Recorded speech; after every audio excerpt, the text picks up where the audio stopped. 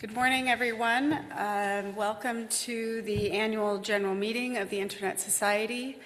Per ISOC's bylaws, I will run the AGM until the board chair is elected, which will happen as the second order of business.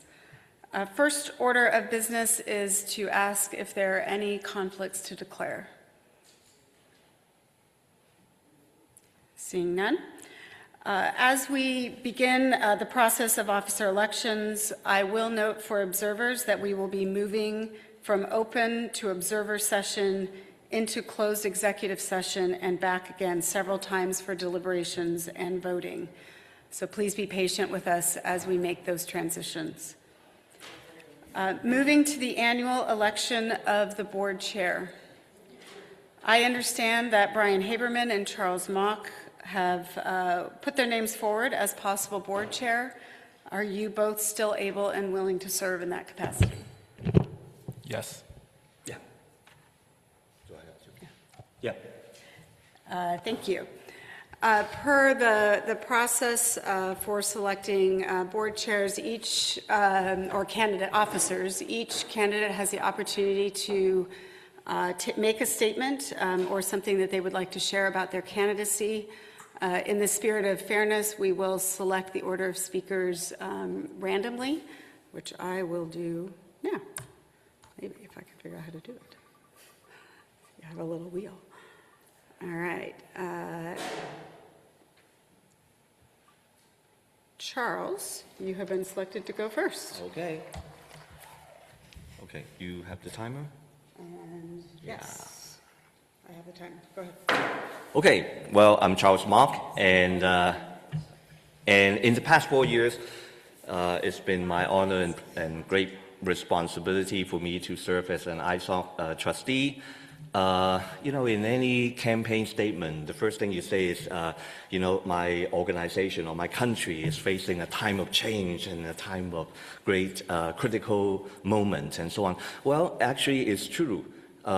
In the global situation that we're facing, in technology, in society, in the politics that we face, the internet that we care about, and all these AI and emerging technologies and global dynamics, privacy, fragmentation issues, and so on, really, I think we are facing a very important moment. And the challenges that we face are not just coming from governments or the bad guys. It's actually also coming from governments and the big tech companies or even the technologies that we create ourselves. So I believe that the weight that we have on ISOC's shoulder is just going to get heavier and heavier.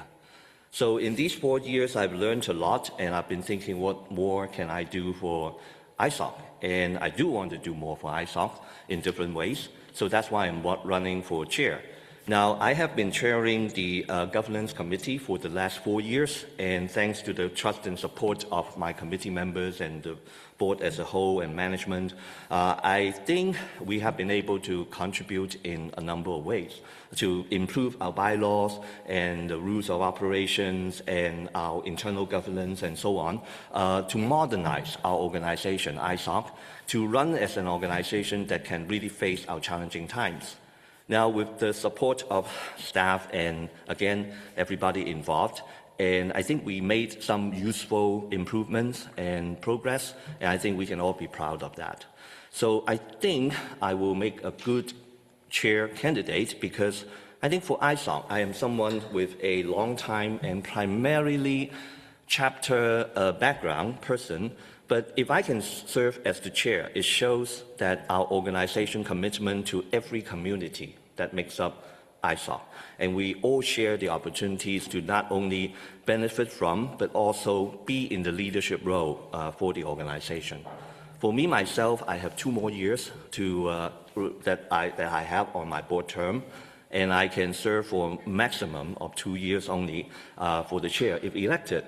But I hope that is the advantage that I can give to the board in terms of better stability and continuity for the board and for ISOC to have a better transition and preparation for the next transition that we will face. If I am elected, I will pledge to be fair, independent, impartial, open and transparent all times, And I will do all I can to get the best out of all our trustees, to give us the opportunities to add to the diversity of backgrounds and experiences among us. And I will continue to work closely with and support our management and staff and all our communities.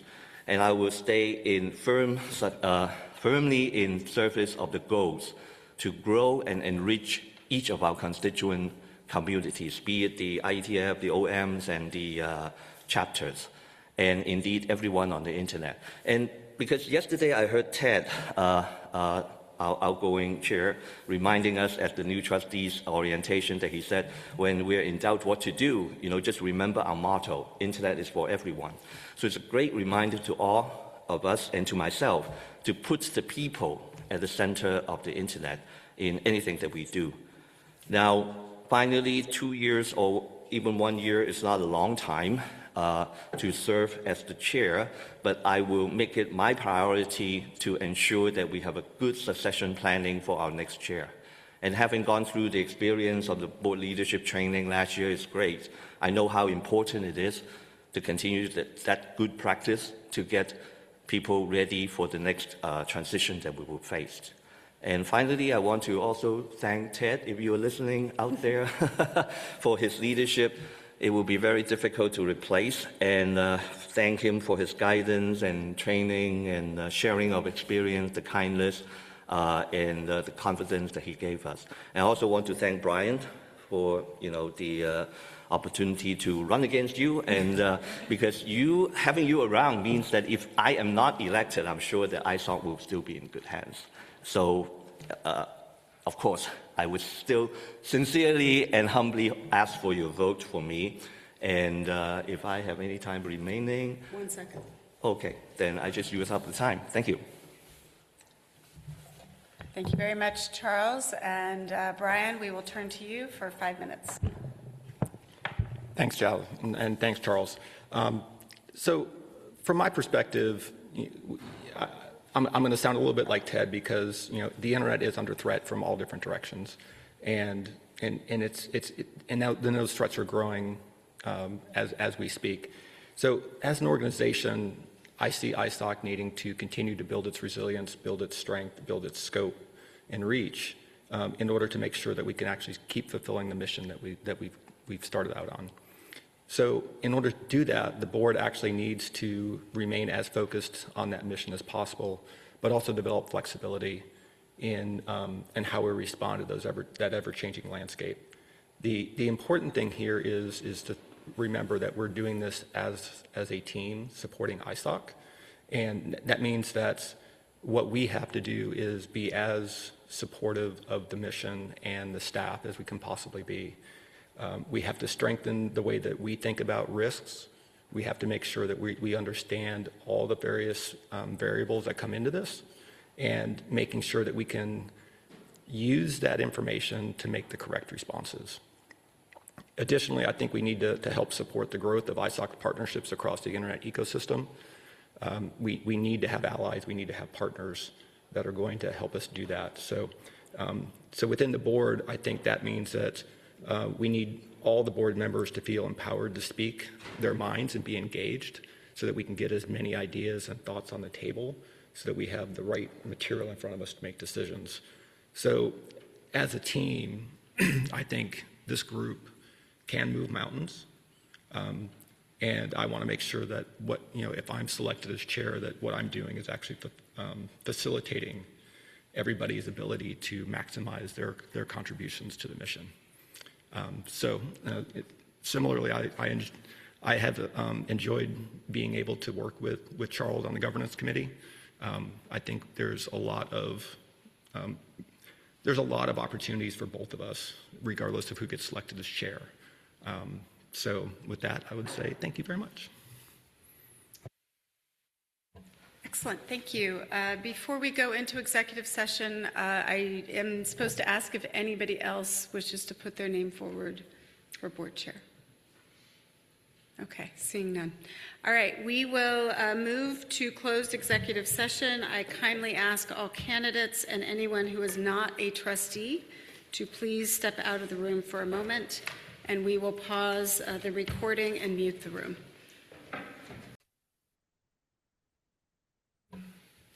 Welcome back to the Open to Observers session.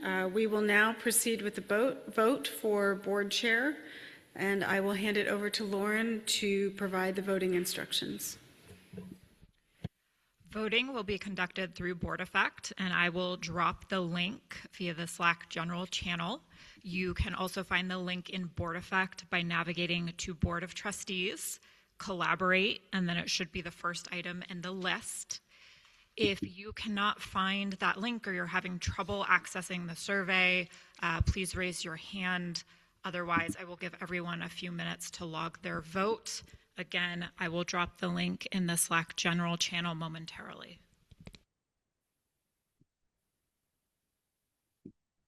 Lauren, can you repeat the process again in the board effect? Yes, give me just a second to get this vote live.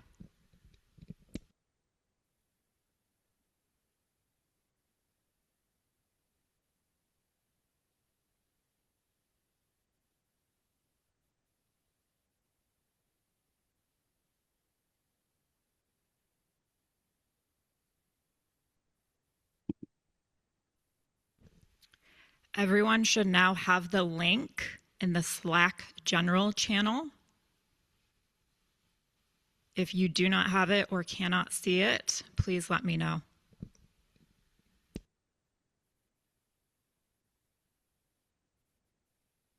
Can you please send that to my email, Lauren? I cannot access Slack, right? Yes, give me a second, Sagarika. Okay, thanks.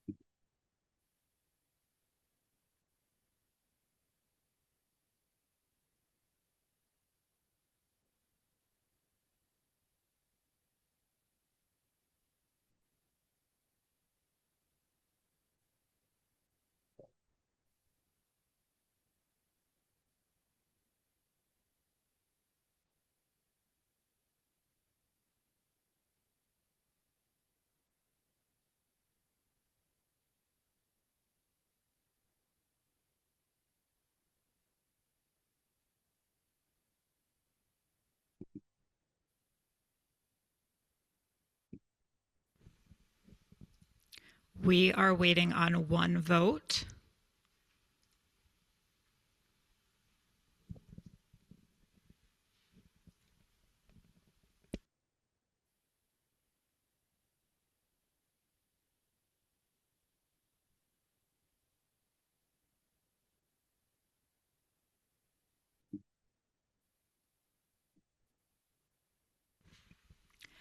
Sagarika, confirming you received my email and you have the link. Yeah, Lauren, I got it. Thanks.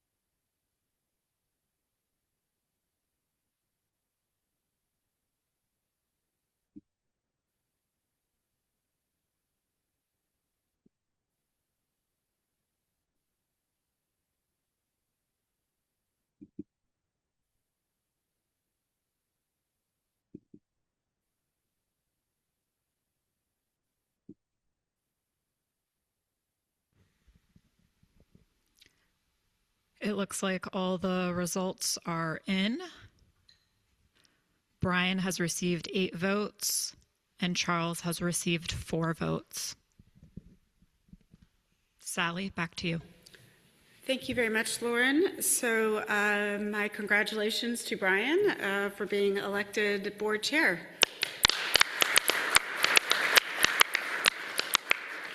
I also want to thank Charles for your willingness to lead and the collaboration that you've given to all of us. We really appreciate it.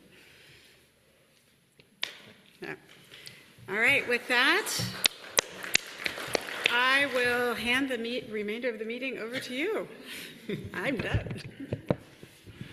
Thank you, Sally, and thanks to everybody. I appreciate the trust you put in me. I appreciate the collaboration I've had with Charles. So, like I said earlier, this is the road we have to travel together, and I hope that what I can do is facilitate us doing that trip as effectively and efficiently as possible. So with that, we go to the next order of business, which is the election of treasurer. So far, we've gotten Victor and Caleb, who have put their names forward for treasurer. Are the two of you still willing to stand for this position? Yes. Yes.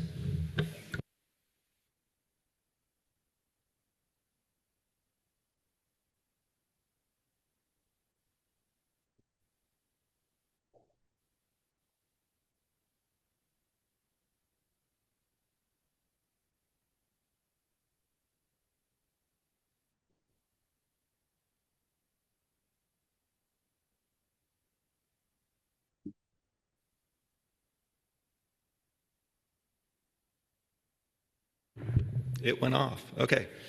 So And I have the random. yes. So Victor and Caleb are the candidates for treasurer, and per the procedures for conducting board officer elections, each candidate will have 5 minutes to state their position on their candidacy. Sally, could you randomize, please? Yes, per the random selection, Caleb will go first.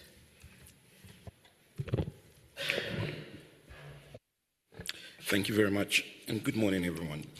For some of you who might probably not know a little bit about me, I'll just start first with the fact that I have a very good financial background, despite my tech background. I currently work in the financial sector in Canada, where I lead a couple of teams at the management level. Basically, part of my job is not just to understand the numbers, but to give proper advice to the board, which we also serve with.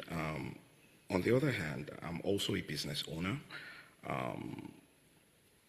which means I get to manage my own business. Of course, I still report to a couple of other investors and all of that. Outside that, on my volunteer role, I also serve as treasurer of a chamber of commerce in Manitoba, right? And which probably gets to show some of my treasurer background and understanding the numbers. And one of the things I've realized while in this role is that if you're working as a treasurer, you are not just one person who thinks from a functional perspective, you also have to think from a strategic perspective as well, right? And so one of the things that I've done, I haven't worked there, or rather I haven't served in some of those roles, is to work collaboratively with CFO and to also provide guidance, seeing the CFO as a counterpart, not as someone who you have to breathe down their neck or ask questions that are unnecessary, rather give them the support and the tools that they need to function very well. And so there's a lot of collaboration in that part as well. One other thing I probably didn't also mention is the fact that I was a former chapter leader. So that being said, on a larger scale like this, I've also served on quite a number of committees, which include finance for 2 years. And last year, because I had some form of understanding. I decided I was going to take a stint at the audit, just because I wanted to have a clear understanding of how that part also functions in collaboration with that of the treasurer, in collaboration with that of the finance part as well. So that is one of the things that, and I've also chaired a number of committees as well. One of the things I've also learned, which I want to propose more of a value proposition, is the fact that in the last few years, having worked with Laura, and I think Victor was also part of that committee for a year or so, or some other years. One of the things I've also learned during that period while working with Laura is that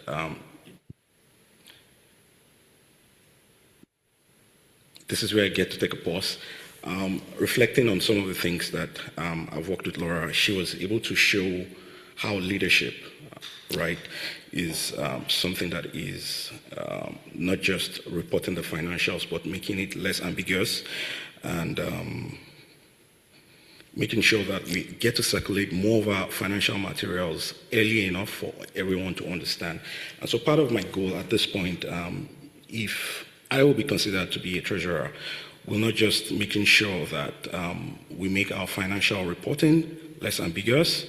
I will be glad to support the CFO in that role to make sure that some of the things that we will be presenting also at the board level is something that everyone understands, everyone can key into, and more importantly, there has been something that has been of a challenge to the board in time past, which has been our public support test. And I had a couple of good news yesterday that we are making a lot of progress on that. And of course, I'm not going to be spilling some of those news. I'll let those who actually did the real work take the credit for it, right?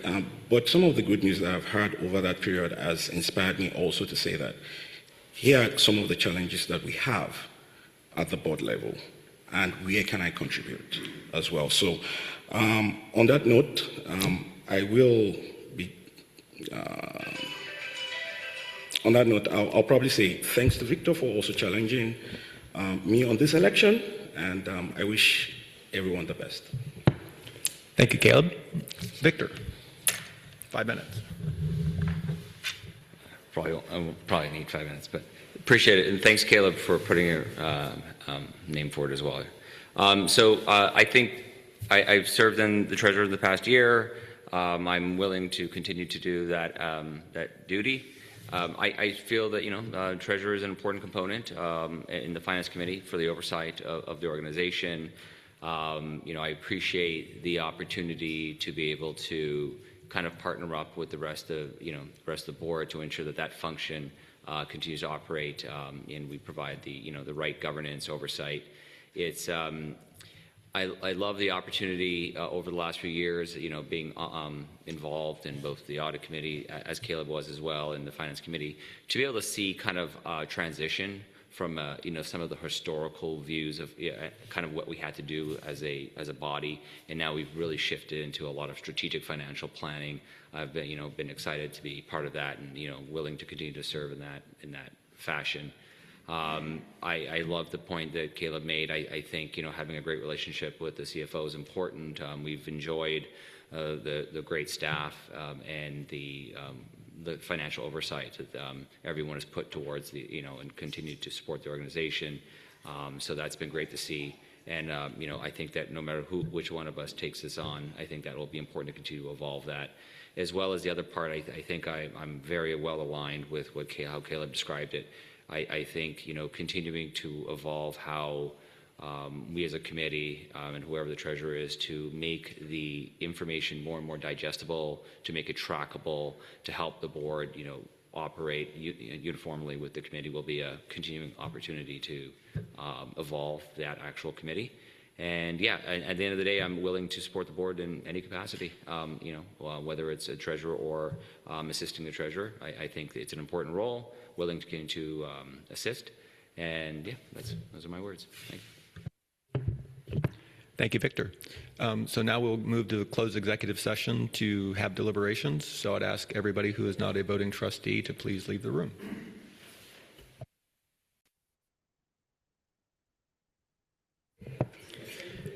Welcome back to Open to Observer session.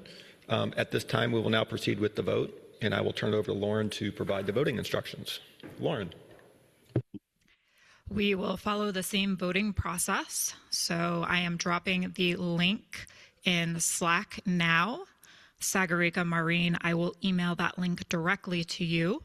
If anyone has issues voting, please raise your hand or let me know.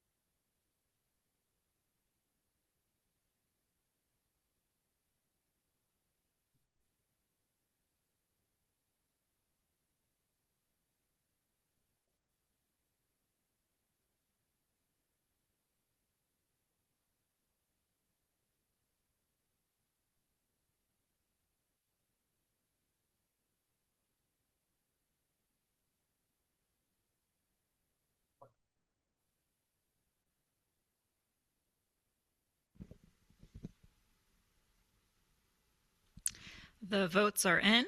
Victor has 7 votes and Caleb has 5 votes. Brian, over to you. Thank you, Lauren. And Victor, thank you for your willingness to serve. Caleb, thank you for putting your name in. All right, now we will move on to the selection of the executive committee.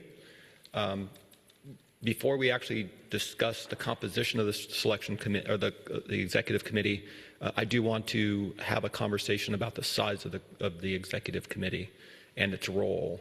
So we had a brief discussion, but I want to make sure that everyone's on the same page on how we want to operate here. So we need to keep the executive committee small because it has to be able to respond in exceptional situations. The key, I think, for me is the role that we expect the executive committee to hold.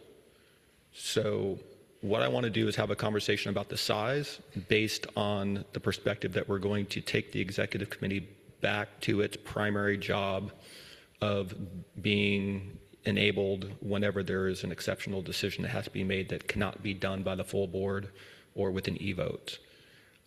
Last year, we had also incorporated the board chair training.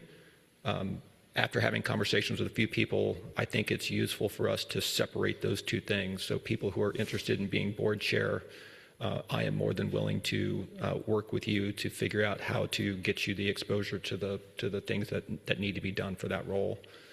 So I would put on the table that I think the executive committee should be 3 people, but I want to make sure that everybody has an opportunity to state their opinion on the size and on the role of that committee.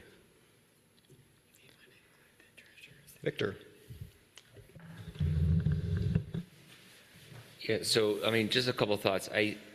The prior to last year, I know there has been kind of a notion that to basically not use the executive committee to do much and kind of leave the mainline committees to do the work. I think that model makes a lot of sense, and that way it gives the mainline committees opportunities to like basically conduct the business of the board. So I think with that in mind, unless there's a specific need to have a larger executive committee, which ideally doesn't do much in a given year, this probably makes sense.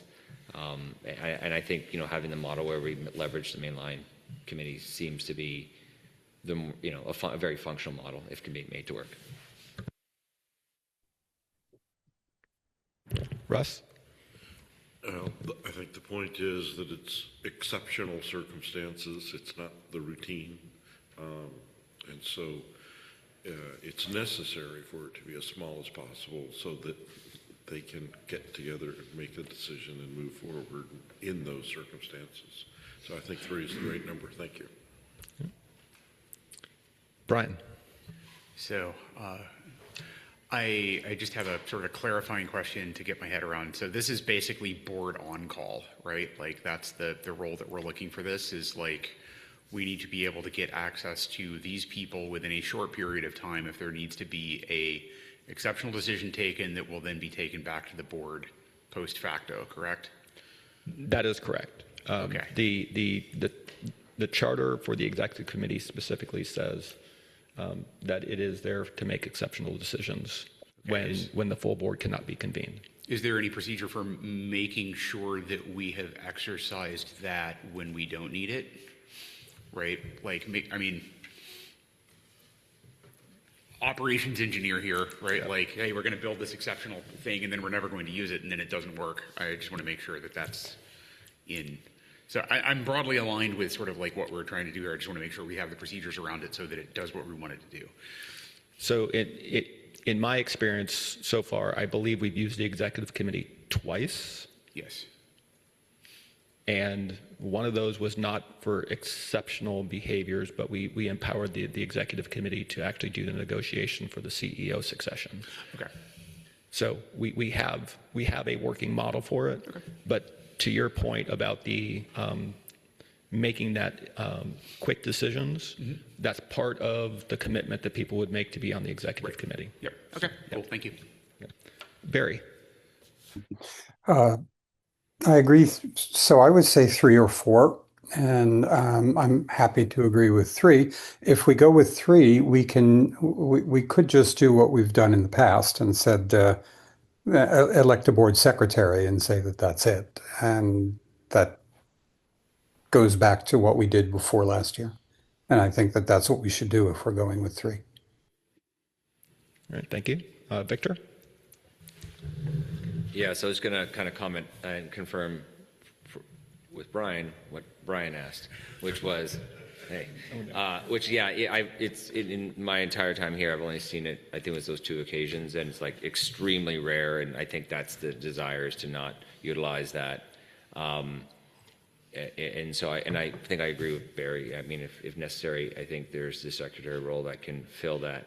Now, what I don't recall, because I remember the secretary actually has specific duties if there is one, and I don't recall who does those duties if there's no secretary, but I'm not sure that matters at this point, but it was, apparently Ilona knows. Ilona is the de facto secretary.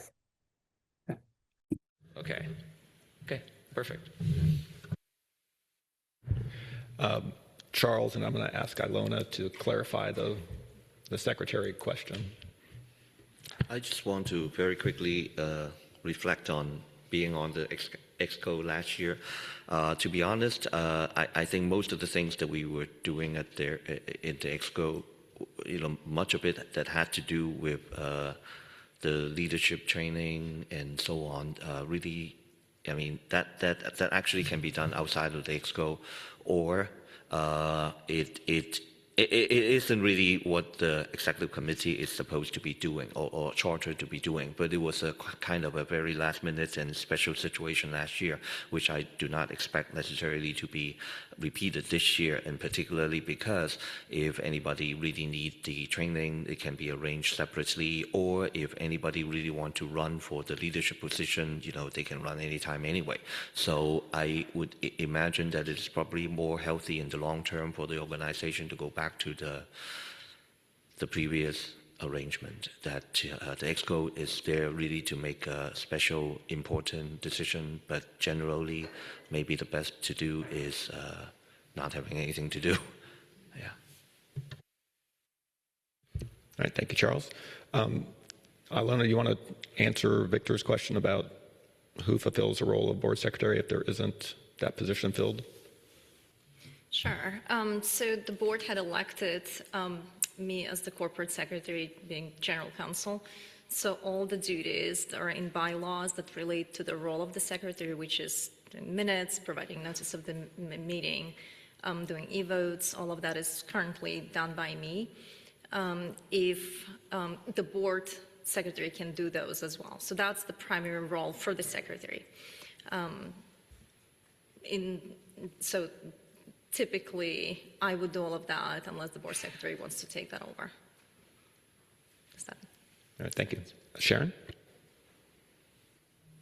I just have a clarifying question. So it sounds like the proposal is to move the leadership training out of the executive committee. Would it be moving somewhere else, or would it become kind of an informal function? My thought is that we would do it as an informal. Okay, thank you. Mm-hmm.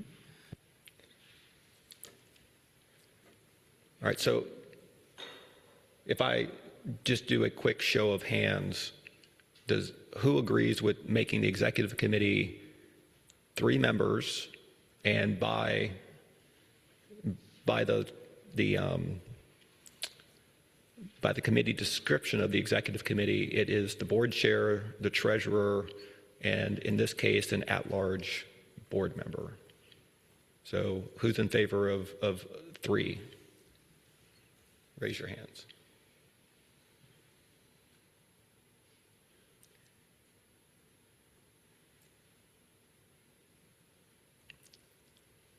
All right, I believe that is unanimous, so I will hold off on asking for noes and abstains.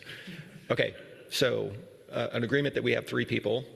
Now we can discuss selections of those members. At this point, I'm aware of Barry, Kathleen, and Caleb as being interested in being on the executive committee. Could I get confirmation that the 3 of you are still willing to serve? I am, yes. Is there anybody else interested in serving on the executive committee?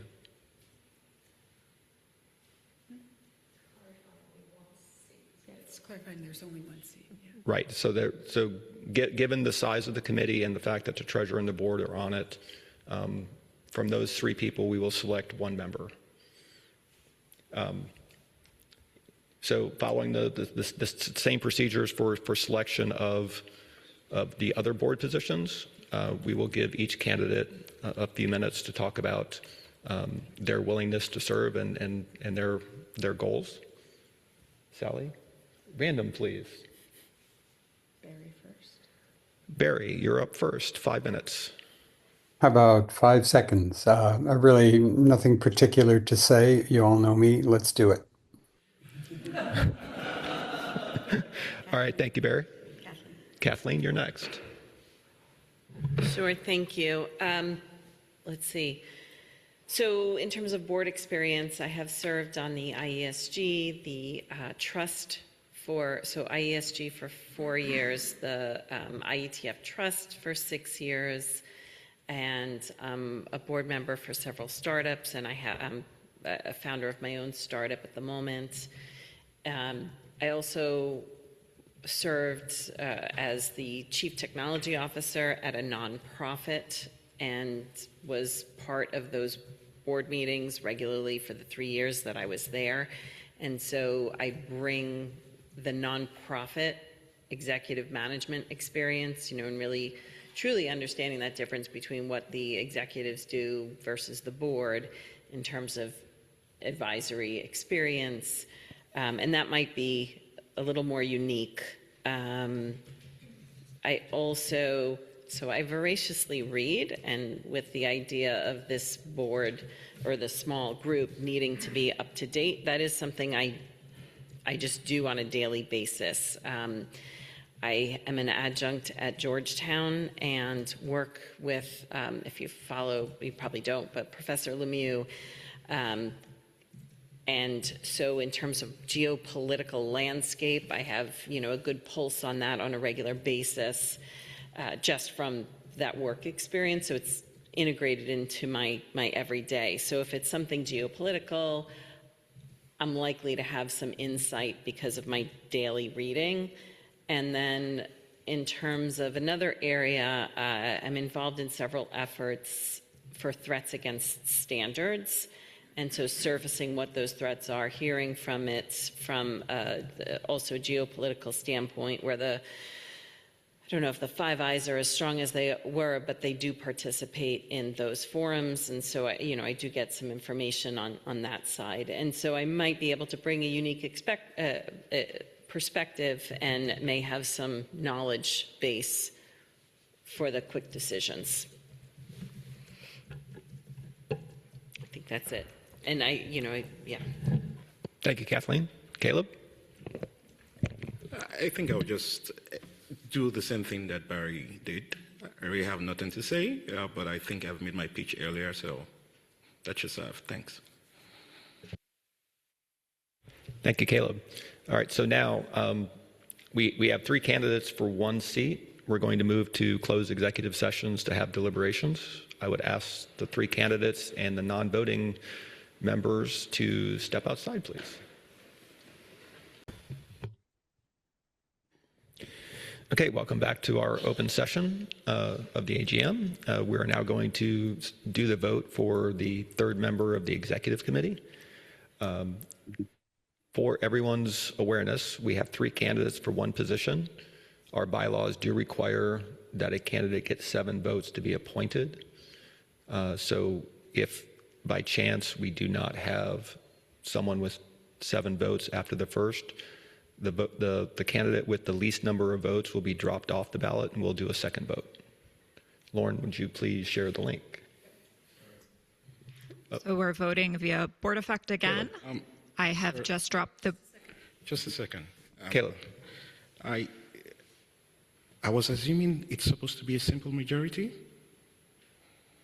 not like when we have a dual and it has to be 7 votes. It's supposed to be a simple majority if there are 3 candidates. So my understanding of the bylaws is that in order to be appointed to the committee, you have to have 7 votes. So can Ilona quickly check and confirm that for us?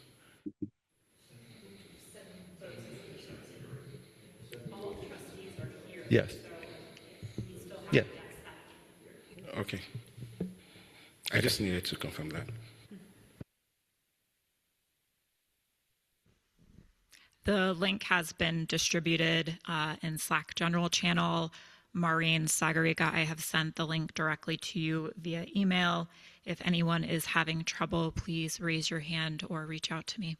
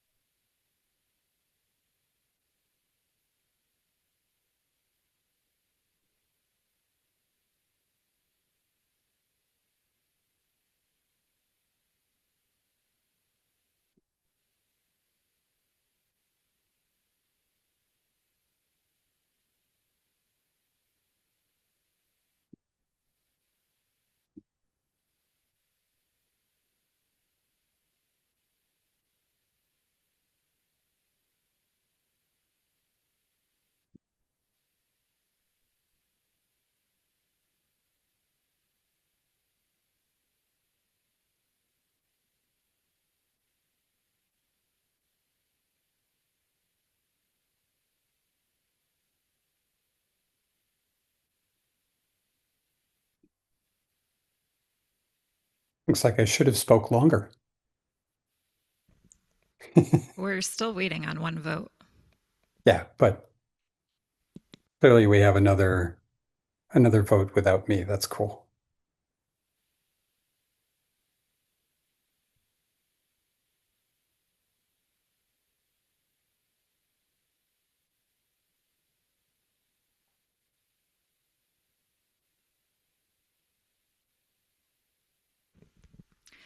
All right, the votes are in. We have 2 for Barry, 5 for Kathleen, and 5 for Caleb.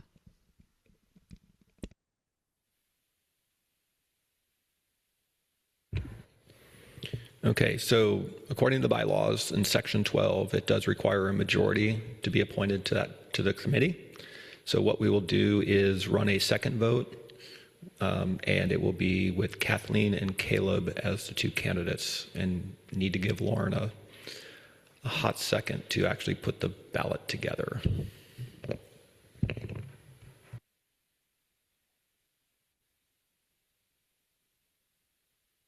We need to have theme music to play here.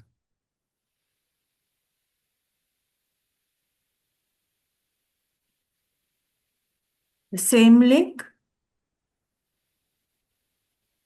No, They're it'll putting be a a new different, link. it'll be a different link.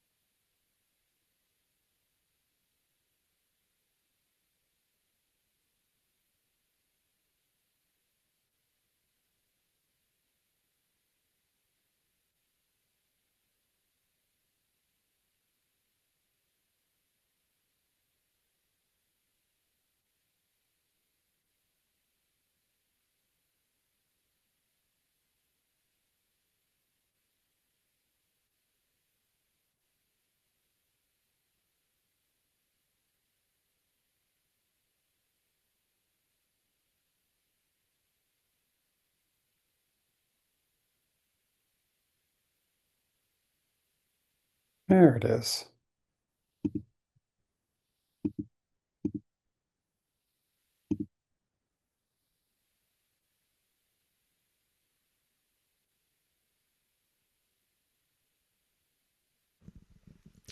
The voting link is now in the board Slack general channel. Maureen Sagarica, I will email this in just a moment.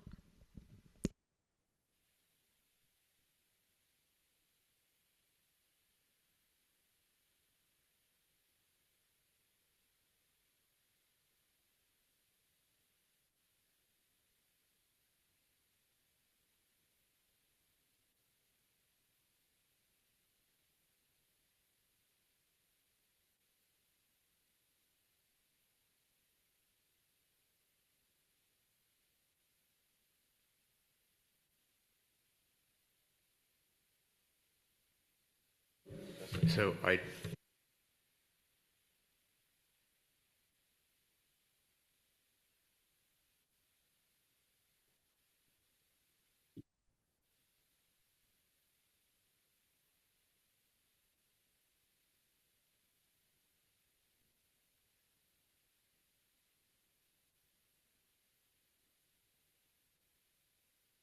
Give me just a second to double check settings. If you're having trouble, also hit the refresh button, and I'm going to try resending the link.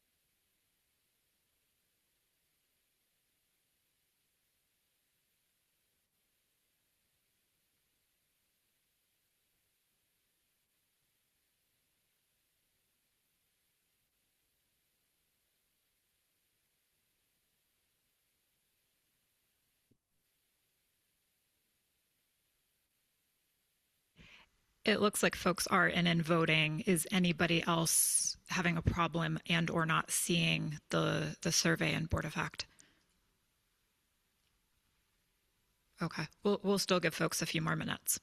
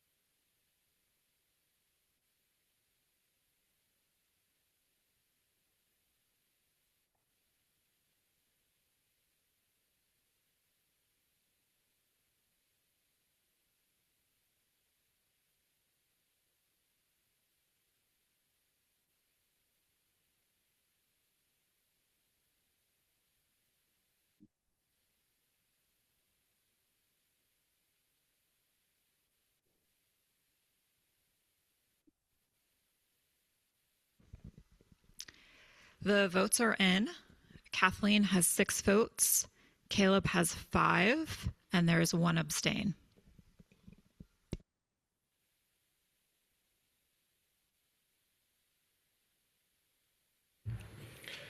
Okay, so we did not get a majority for this one. What we will do is we will do one more round of votes. If no one gets a majority, then we will leave that position vacant until we can resolve that issue at a later time.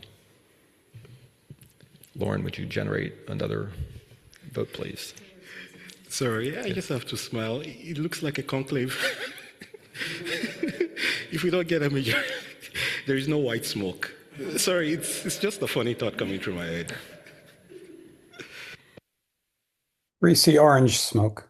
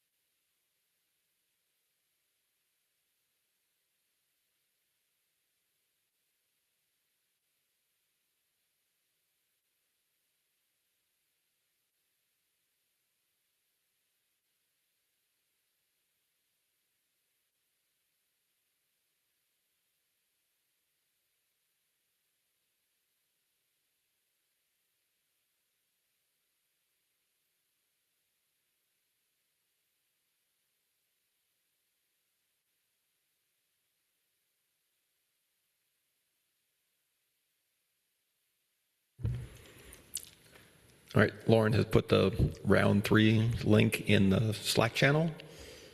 And I believe Maureen and Sagarika will get it via email.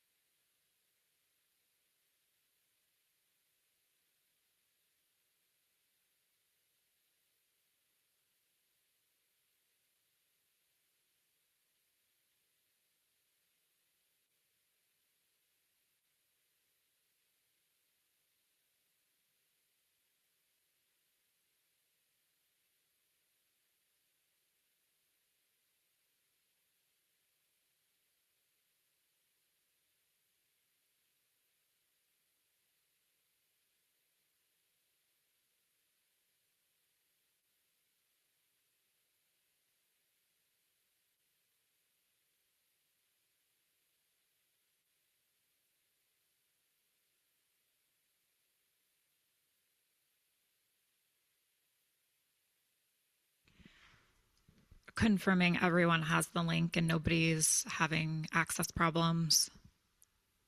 Okay. We're still just waiting on a few votes.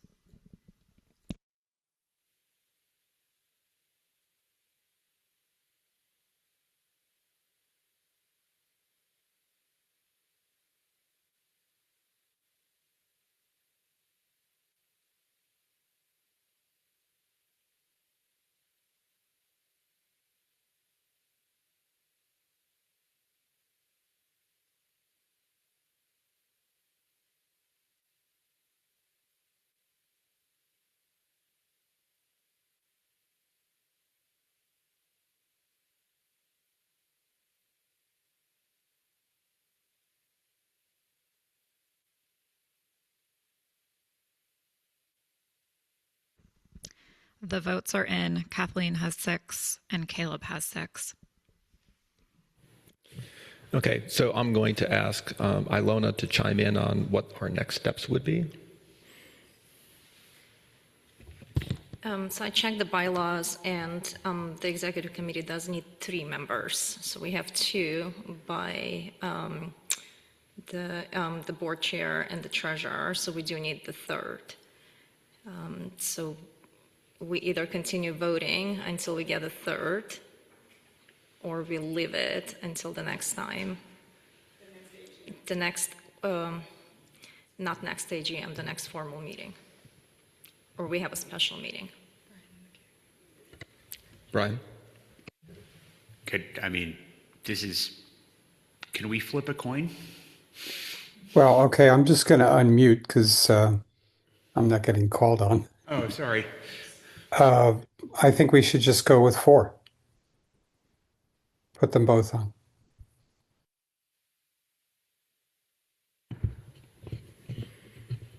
And in this case, even the other 2 need to get 7 votes because it is majority.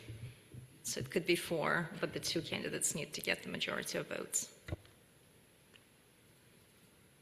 But with 2 positions, we would then hold 2 votes. Correct. Okay.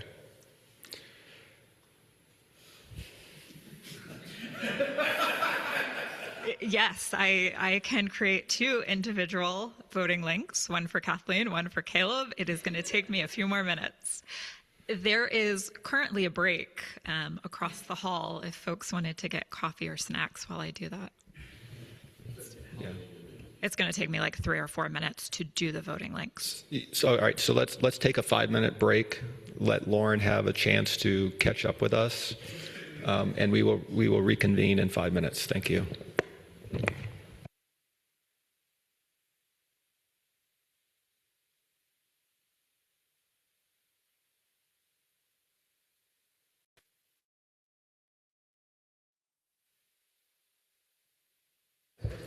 All right, we're back. We're back in open session, and we should have 2 new voting links. You'll see a link for both Kathleen and Caleb. You will vote on both candidates, and candidates need 7 votes in order to be appointed to the committee.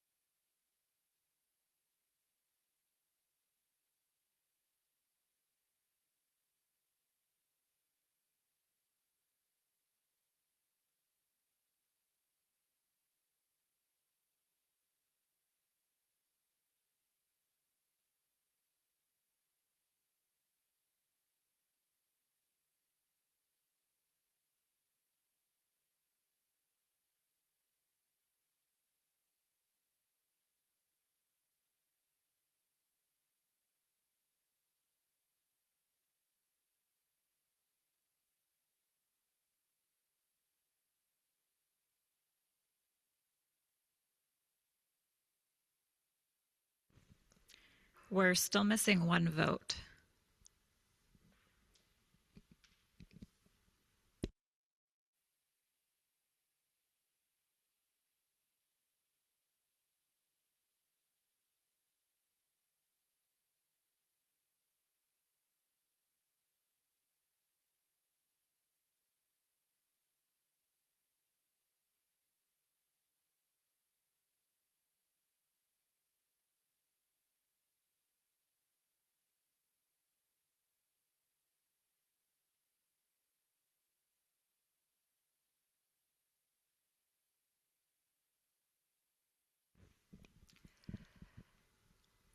All the votes are in. Kathleen has 8 votes in favor, 4 abstains. For Caleb, he has 10 votes in favor, 1 against, 1 abstain. Thank you, Lauren. With that, both Kathleen and Caleb are appointed to the executive committee. Thank you and for your willingness to serve. And we will move on with the remainder of the AGM agenda, which starts with the resolution for the appointment of committee chairs and members. The resolution reads, resolved that the Internet Society Board of Trustees makes the following appointments to committees of the board for the 26-27 term. Audit and Enterprise Risk Management Committee. Chair is Kathleen Moriarty. Members are Romano Bayou, Brian Haberman, Maureen Hilliard, Russ Housley, Barry Leva, Charles Mock, and Sagariko Wickramasakara, and I apologize. The Compensation Committee will be chaired by the board chair, with members being Romano, Russ, Barry, Kathleen, and Caleb. The Election Committee is chaired by Caleb, with members being Victor, Charles, and Brian Trammell, with the CEO as a ex officio member. The Executive Committee is chaired by the board chair, and the members are Victor, Kathleen, and Caleb. Non-voting ex officio is CEO. Finance Committee is chaired by Victor. Members are Sharon, Victor, Caleb, Brian Trammell, and Sally. The Governance Committee will be chaired by Charles. The members are Brian Haberman, Maureen Hilliard, Victor, Barry, and Sagarika. Yes, I want to say that actually yesterday I told staff that I will withdraw my chairman position of the governance committee because I think that I've been doing it for 4 years, and I do believe that we should have somebody else who might be interested and able to serve to take over that position. So if that case, I understand from before that other persons who have been in the committee would be able and interested to serve. So actually I have just withdrawn my chair for the governance committee application. So thank you. Okay, Charles. But I'm happy to chair it. All right, thank you, Barry. Caleb. So does that mean you're still on the committee? Yes. Does I would like to still be on the governance committee as member.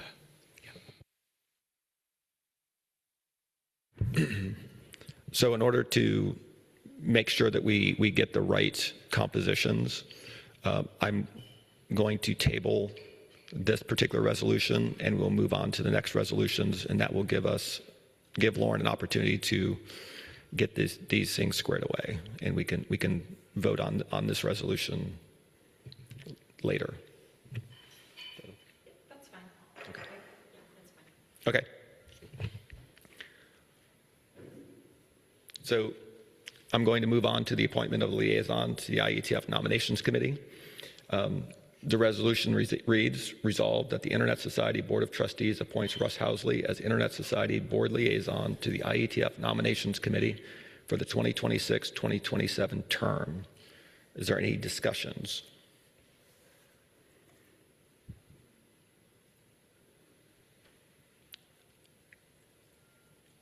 Can I have a motion? Kathleen's moves. And Maureen seconds. Thank you. All in favor, raise your hand, either in person or in the tool.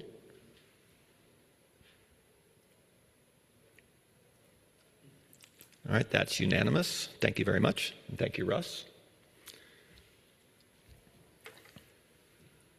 They're ready with the governance committee if you want to do that, or you can keep going, whichever you want to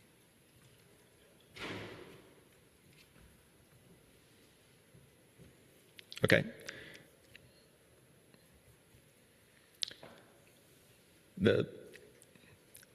The next one is for the appointment of a trustee to the IETF Trust.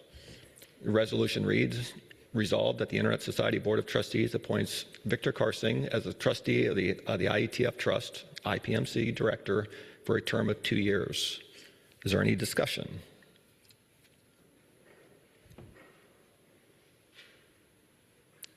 Someone move the motion. Russ moves. Brian seconds. All in favor, raise your hand, please.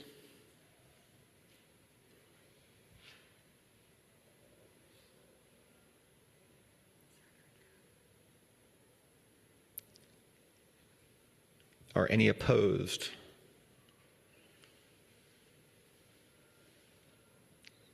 Any abstains? Sagarika, I don't think I saw a vote from you.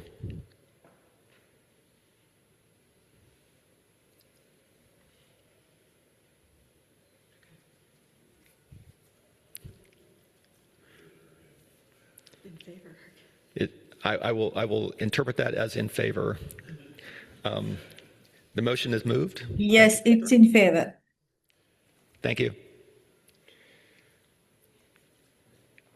All right. Next resolution is the recognition of outgoing trustees. The resolution reads, resolved that the Internet Society Board of Trustees thanks Ted Hardy, Laura Thompson, and Funky Barbaroa, who have concluded their terms for their dedication and outstanding service to the Internet Society as members of the Board of Trustees. I would thank you, Barry.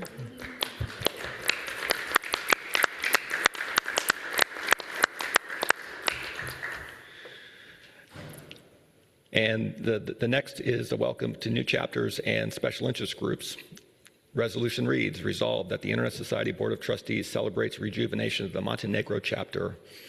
Again, applause. Acclamation. Okay.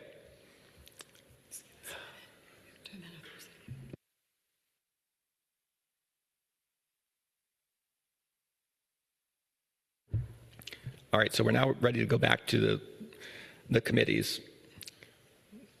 The Governance Committee will be chaired by Barry Leva, with members of myself, Maureen, Victor, Sagarika, and Charles. The Nominations Committee will be chaired by Romanu, and members being Sharon. And the PIR Nomination Committee will be chaired by Kathleen, with members Romanu, Maureen, Charles, Brian Trammell, and Sagarika. Is there any discussion of these appointments?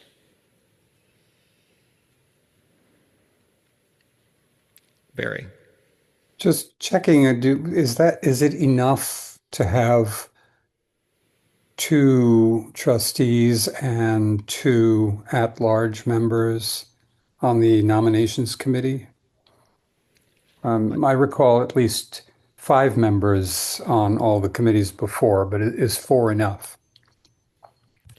I believe the external members of the nominations committee come later, but I'll ask Ilona to confirm that. Right, they do come later, but I'm just saying that usually we get one each from the chapter, from the CHAC and the OMAC. And then with the two trustees, that makes 4 members total. I'm just questioning whether that's enough or whether we should try to get a 5th. Which does not have to be a trustee, I'm just saying.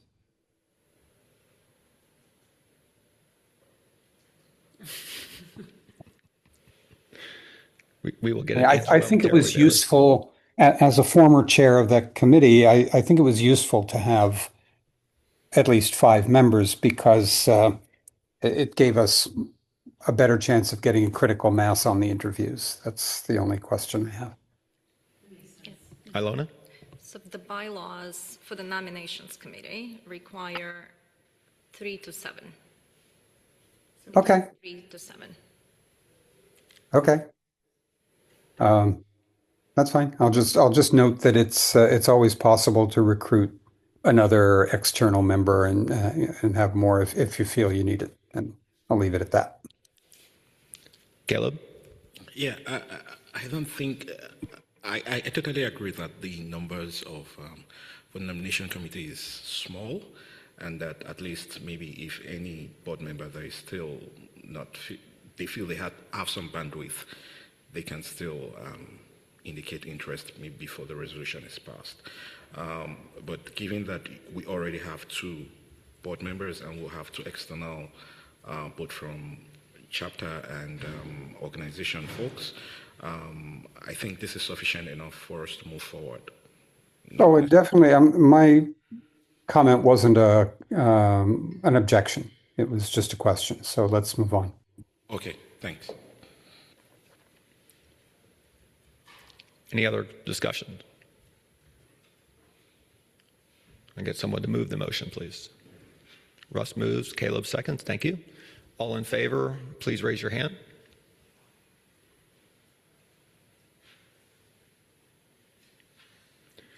That is unanimous. The motion carries.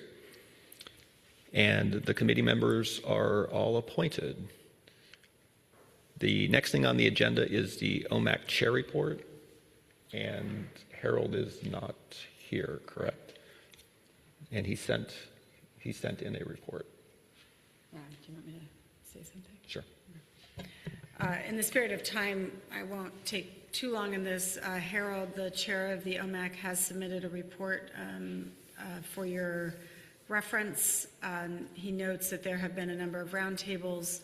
I did want to highlight some changes in the OMAC that Harold references here, where we are attempting to offer, not attempting, we are offering duplicate sessions across time zones. This was feedback that we received, particularly from our APAC colleagues, and that has been very well received within the OMAC. And then also extending invitations to certain chapter leaders, SIG leaders, alumni, et cetera, with specific expertise that can be brought into these OMAC roundtables. And so that's a change this year that seems to be well received. But there's no other advice to the board or leadership in this report as of this time. Thank you, Sally. So next on the agenda, in the interest of time, we're going to do the IAB chair report and the IETF LLC chair reports. Lauren is in the process of finding Dhruv and Mirjam.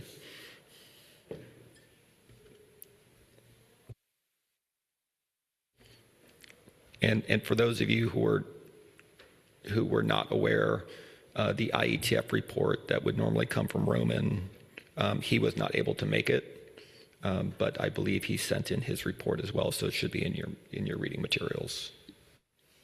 While we're waiting for Dhruv and Miriam, I'll just say on the OMAC bit that I attend almost all of the roundtables, and they're really great. I recommend that anybody who has the time when they're on should attend them.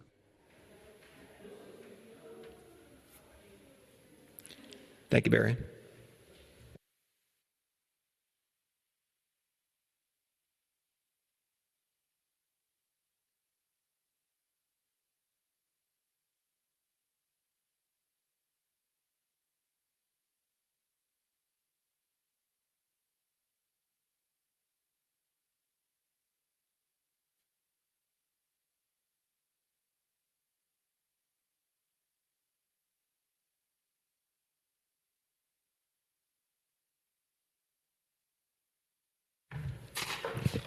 So I'd like to welcome both Dhruv and Mirjam. It's good to see the two of you. I will let Dhruv go first with the IAB report. I don't know if you've met everybody here, but feel free to give a little bit of an intro to yourself and tell us about the IAB. Sure. Hi, hello everyone, and congratulations. I am Dhruv Dhode. I'm based in Bangalore. I am recently IAB chair for last 3 months, so maybe I'm meeting some of you for the first time, but I see mostly faces that I recognize well, and I'm happy to chat. Please reach out to me at any time. And I'm looking forward to working with ISOC and board to making sure that the relationship that we have continues to evolve and work and new challenges that we are facing, and we are ready for them. So with that, let me start with the report. I know it's been a long day already and lots of discussion, so I'll try to keep it brief and especially on the aspects where we need more support from the board aspects. So I'll move a little faster than usual, but please stop me if there is any questions that you have. Next slide. So I wanted to update on some of the statements that we made. Statements is a way in which IAB sometimes put its thoughts out, sometimes positions on architectural topic, technical topic, policy-related matters as well. So the one that I wanted to highlight was the Canada C22 one. This is something that we first worked with ISOC. ISOC had its own statement, but IAB thought that it's better that we put our separate one, which is more focused on the architectural and the technical aspects without touching on the other societal things that we were a little bit uncomfortable with the tone of the message. So I just wanted to highlight that. But it worked really well because I think having separate statements where two bodies have different point of view, but having the same final goal made a lot more sense to us than just signing on to the letter as well. And the other statements were usual, to our community, we will talk about appeals in a minute.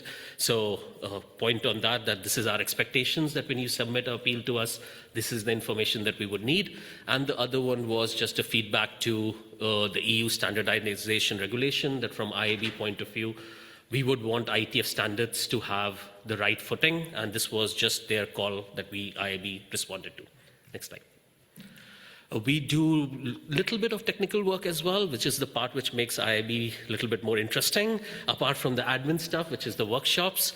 Since our last report, we did a workshop on IP address geolocation. This is something that I'm sure folks, when they travel, come to Vienna and find that their web browser is still thinking that they are based somewhere else. This is an issue that we have faced everywhere, but this is an architectural component there as well. We in the ITF have some independent stream work as well as something which is in the standard stream, but what does it look like?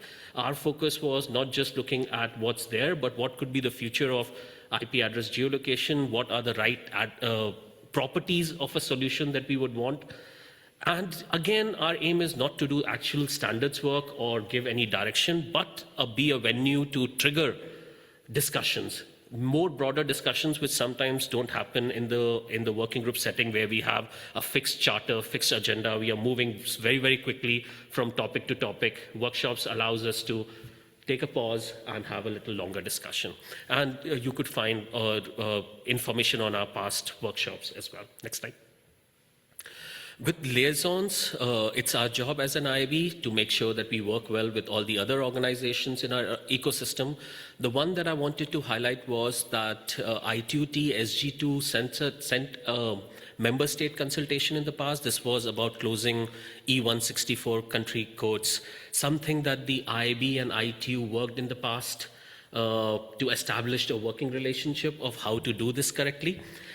This was something that we worked really well with RIPE NCC as well, who are our point of contact, who are actually running this on our behalf, on the IB's behalf, but we put a clear statement out on what is the role of the standards body, what is the role of the ITF, and actual closing of the technical thing belongs in a discussion that needs to happen in our community, and that was our main message that we put out with that liaison statement. Next slide. Outreach is an important activity that we do from the IAB side.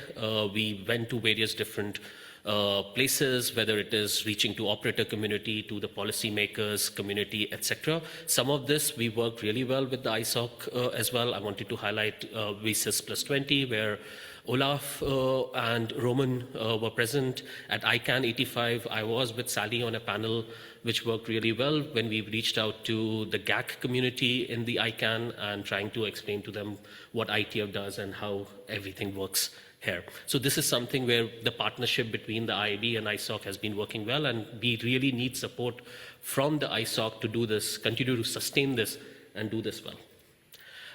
Next slide would just highlight some of our, just for information, that these are the future events that we hope to continue this partnership with. And something that we discussed also was that from IAB side, we wanted to move towards thinking of what is our long-term outreach goals and aligning them to these events, rather than current way of doing things where we just plan it as an event calendar.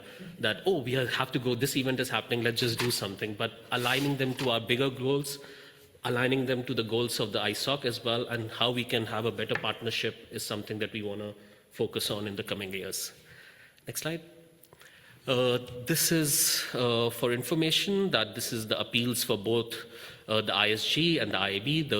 The blue lines are the appeals that ISG received, and the red ones are to the IAB.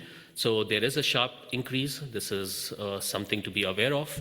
And some of them have reached ISOC Board of Trustees as well, and some may more come, so something to be aware of.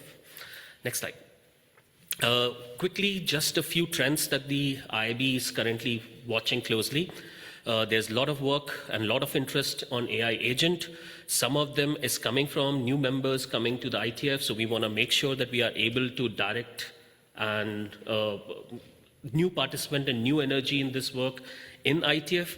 But the difficulty that we face is figuring out what is the exact interoperability related work that actually needs to happen in an open standard process versus everything else around AI agent that is happening. So that is taking a little bit more effort, that we need to make sure that we can help the new members who are coming here in figuring out the exact part that can be done, the building block that can be done within an ITF process.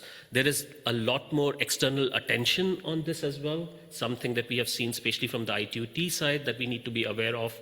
That they have their own focus group, SG17, etc. So, and they are looking at us, and we have eyes on this, that how we handle this work will have an impact outside of the technical aspects as well.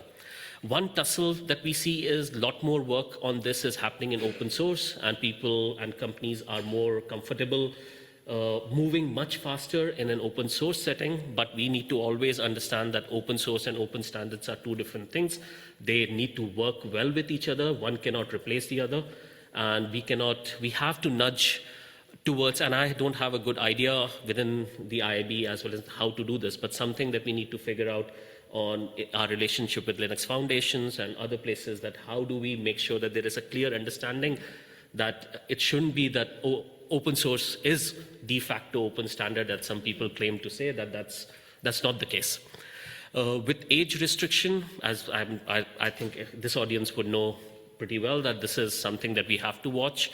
IAB did a workshop on this in the past, as well as we had in IAB Open an invited guest. So we are definitely watching this space and looking for guidance also from ISOC on how we could be most effective in this little tricky place, because it's not like we as a technical community have a very straightforward, oh, just do this and your problem will get solved. So it's a difficult message from our side as well. So how to thread that needle is basically where we need help from ISOC as well. The final thing was PQC. This is post-quantum cryptography. Again, ITF is doing lots and lots of work in this area, but the part that the IAB is focusing on is making sure that the deployment actually takes place and what are the barriers for that deployment. We have seen good work already with key distribution, but moving towards post-quantum authentication, where there is a much more lagging part. How do we monitor that? What role can we play in IB? There are some early discussion on this topic, but we will keep ISOC involved on that. Final slide. is basically talking about how we are engaging. Looking back, I've been on the IAB for 3 years, and we have went through a pretty difficult time, especially on the outside. But from my point of view, I think this relationship was very effective during the IGF discussion and WCS plus 20. One thing which I thought made this work really well, because we were able to have much more direct contact with the ISOC staff, not always you need to go to the liaison needs to go, this thing, always go to Sally. No, we could just go and talk directly to the expert in this area, and we expect the same, that reach out to the IAB directly. We are an informal, there doesn't have to be this complicated relationship. We can just do direct one-to-one, and we want to continue to build on that. The policymakers' engagement at ITF is very much appreciated. I think every roundtable, every discussions that we have built on year on year. So we would like to thank you for organizing that. What we want to see, I was just mentioning about the outreach, having a much more strategy behind it, which is something maybe us engineers don't have all the skills, and we would help the IAB ISOC group as the starting point to come up with a much longer strategy on why are we doing this external engagement? Because it's not like within our technical community, we are not 100% sure. And every one of us have our own point of view, whether it is geographic participation, whether it is whether we want to have good relationship with governments. What is our end goal from an ITF and IAB point of view that we want to achieve with this outreach? I think we need to put it down clearly and then map our events to those goals.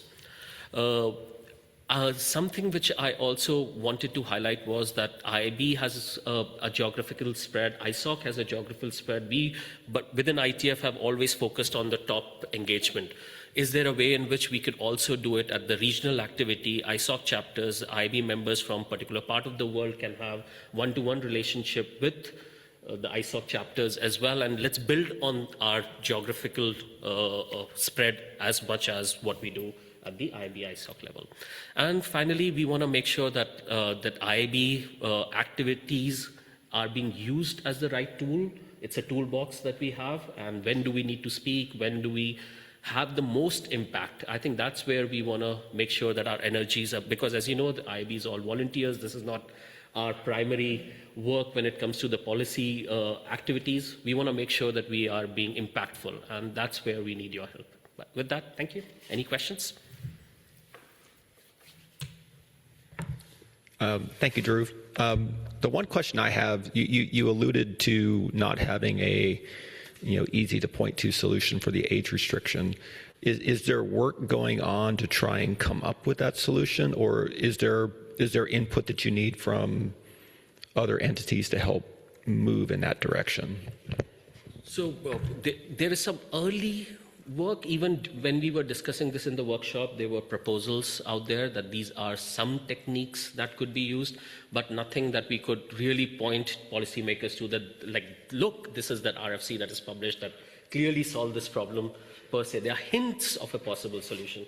So that's where W3C has also started some early conversations. In our community, as far as I know, right now there is a little bit hesitation on committing, because the problem is if we commit to something and if it doesn't work out, then there is overall very hesitation to even touch this subject.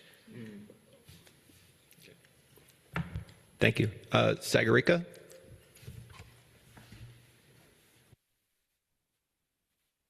Yeah, thank you so much, Raul. So I have a small question. Like you were talking about like spreading the IAB structure or the IAB awareness across the region, right? So like, are there any initial plans on that? Because there were so many academia and technical communities were interested on that, and there is no specific way to join them to our discussions. And even though we have the email list, that's not working as we expected. So are there any specific measurements or structure you're planning on that? So right now, I think it's mostly one-to-one driven. Like, for instance, I'm in India and we have a local chapters in ISOC, so I'm talking to them. We have a regional APAC. So it's basically more people-to-people driven. We have new IAB members from Turkey. I wanted to have sort of Now we have an in, can we use our IAB members' position in some ways where they could do things locally? That is something that I wanted to explore, where we have to go, and this is something, as you know, that we change every time, like this board, new members comes in, but when we have those opportunities, my hope was that we build on it and think from that diverse geography point of view, not just always at the UN level, at the top level, always. So I'm asking like, how about having a like 5 to 10 minutes awareness session on there are certain workshops, like you were listing out so many ICANN, APNIC, and like there will be APC and kind of things. How about having 5 to 10 minutes small introduction? Because most of the time we are having the second tier leaders or the students, like emerging leaders on those workshops. If we can have that sort of awareness rounds, then that could be more helpful, I think, for the community. I agree. Let's talk offline. Yeah. Thank you. Thank you, Sagrika. Thank you. Sally? Thank you, and thank you, Drew.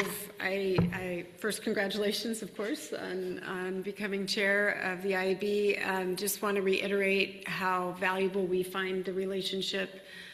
We have Ryan Polk and Olaf Kolkman as the primary lead interface with the IAB. But as you said, we also have an ISOC IAB mailing list and Slack channel where more frequent collaboration can happen in real time. So I think that has proven to be very valuable and important. We will certainly share back with the team the willingness of IAB members to participate locally in events, and we can take that further. I'd also say, I know you're working on potentially an age verification paper or concept. We're also quite willing to support that with an engagement strategy and anything else we can do to help make that as impactful as possible. I do think the voice of the IAB on these kinds of issues can be incredibly valuable and an important addition to the advocacy. So we'll keep talking, keep working together, and thank you.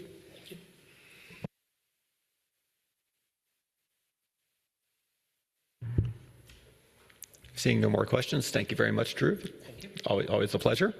And we're going to transition to the IETF LLC report. And Mirjam, welcome. Thank you. Thank you all for inviting me here. And thanks, Brian, and congratulations to your new role. I'm the chair of the IETF Administrative LLC board. And my day job, just to give a bit of background, I'm from Germany originally, and I have a technical background, and I come more from the network operators and IP address side of things, and that's kind of was also my entryway into the IETF many years ago. and so, currently now I'm serving as a chair of the board. My day job, I'm serving actually as the chair of the RIPE community, which is the European operators community. So we have a lot of overlap, and there's good bridges between the network operators and the IETF, and of course also with ISOC in the mix there. So this will be quite short and a lot less technical than what Drew has done, because we're actually responsible for the administrative framework, to make sure everything works well, and we're kind of the legal and administrative home for the IETF, which is, as you know, a volunteer organization, doesn't have a legal standing, and so I just want to give you a bit of overview of what we're currently working on, and more on the administrative and financial side of things. But please ask me any other questions you might have later. So next slide, please. So just in case you don't know, we are a very small board actually, and even smaller now because we have one open seat. One of our board members stepped down last month, and the IETF nominating committee has done a lot of work this week to actually fill that seat, and which will, I think, be confirmed very soon. And so we have a full board again, and we have Gonzalo is the ISOC appointee on our board, and we have Roman, who is the IETF chair, and who now also acts as treasurer at the moment. I'm the chair, and then George Michelson, who used to work at the APNIC in Asia Pacific. He's located in Australia. He's now an independent member. So just so you see all the faces. Next slide, please. Just as an overview, you're probably aware of this, but just to iterate, obviously our activity, our task and responsibility is to, as I said, to provide the underlying foundation and the framework and for the IETF to do its work, which includes these meetings, organizing 3 IETF meetings a year, also interim meetings. So we have secretariat that provides a lot of secretariat services. We provide the RFC editor services and the tools, a lot of technical tools that IETF participants need and use to effectively participate. And so what's currently in our list of priorities is to continue to make the RFC editor more efficient, more accessible. We have a new website, and I got some good feedback actually that this is a lot more accessible and pleasant to work with than the 80s style website we had before. There's a backlog. There's a lot of activities. There's a lot of work going on, a lot of documents being drafted and submitted. And so we're looking at how to address that at the moment, either some temporary resources or, again, more efficiency and more efficient tools. And so the tools team on the other side is also working a lot to support the other services like the RFC editor, the RFC production center, and so the tools is another kind of priority for us. The tools team, we have a whole team of technical people who develop our tools. So that's also high on our priority, to continue to look at how we can make it more efficient, to make sure we have a good strategy and in our priorities and our roadmap, and just because, as you know, a lot of the engineers, they come in and go like, we want this feature, we want that feature, so do we jump on that, or do we have a more strategic kind of plan and how to evaluate that and how to plan that? So, and then the third big bucket maybe is the what is not says there, knowledge retention. You might have heard that we've changed the structure of the secretariat, which used to be an outsourced company that the IETF worked with for a long time. We realized that there's a lot of institutional knowledge and expertise in that staff, and we were a little worried that we would lose that over time. As Drew said, our leadership groups, they change, frequently, and so the composition changes, and so it's really essential to have the knowledge of the staff actually documented and retained, and to provide that stability over time. And so we insource some of the staff. It seems to be working out quite well. This meeting, I was really happy to see, some new responsibilities involved of some of the staff there. It's basically still the same people involved, and I was really happy that we could keep them and bring them a little closer to us. And then just overall, kind of looking at our strategy and our portfolio. We're not going to add any new activities or initiatives. This is basically what we do, to provide these foundational services for the IETF to do its work. So next slide, please. And I wanted to talk a little bit about financial situation, financial audits. We had an audit and the auditor's report, which is also public, a few months ago. They basically provided an unqualified audit with no substantial, issues found in there. And they also, I want to mention here, they were really happy with the support that they received from the IETF LLC management, but also the ISOC staff, like especially Say and Debbie were mentioned, by name. So they're really happy to see that, and also the relationship and the good collaboration that's happening there on the staff level and the management level as well. There were a number of recommendations that the auditors provide, as they do. Auditors often do that, right? Which is great, and then we can use that and work on that to improve things.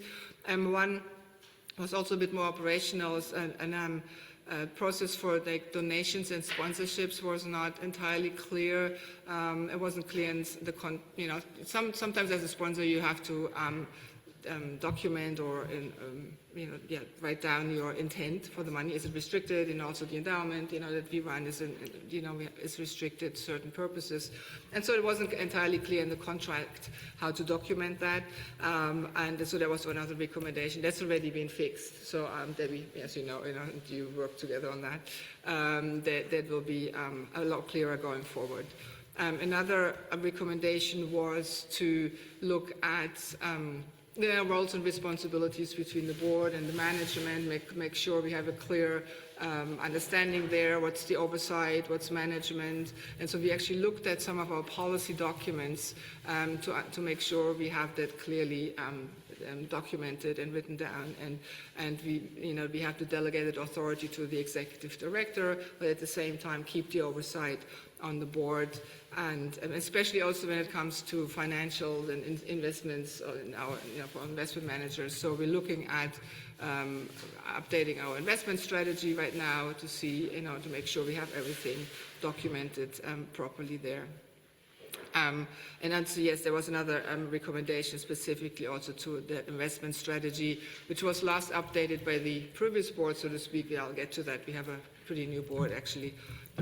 And so the last strategy was from like 2022, and we're now looking at it, we're updating it in terms of what I mentioned, the roles and responsibilities, but also our risk appetites, the intentions for each of the portfolios that we have, each of the kind of buckets of money, like the endowment and the operational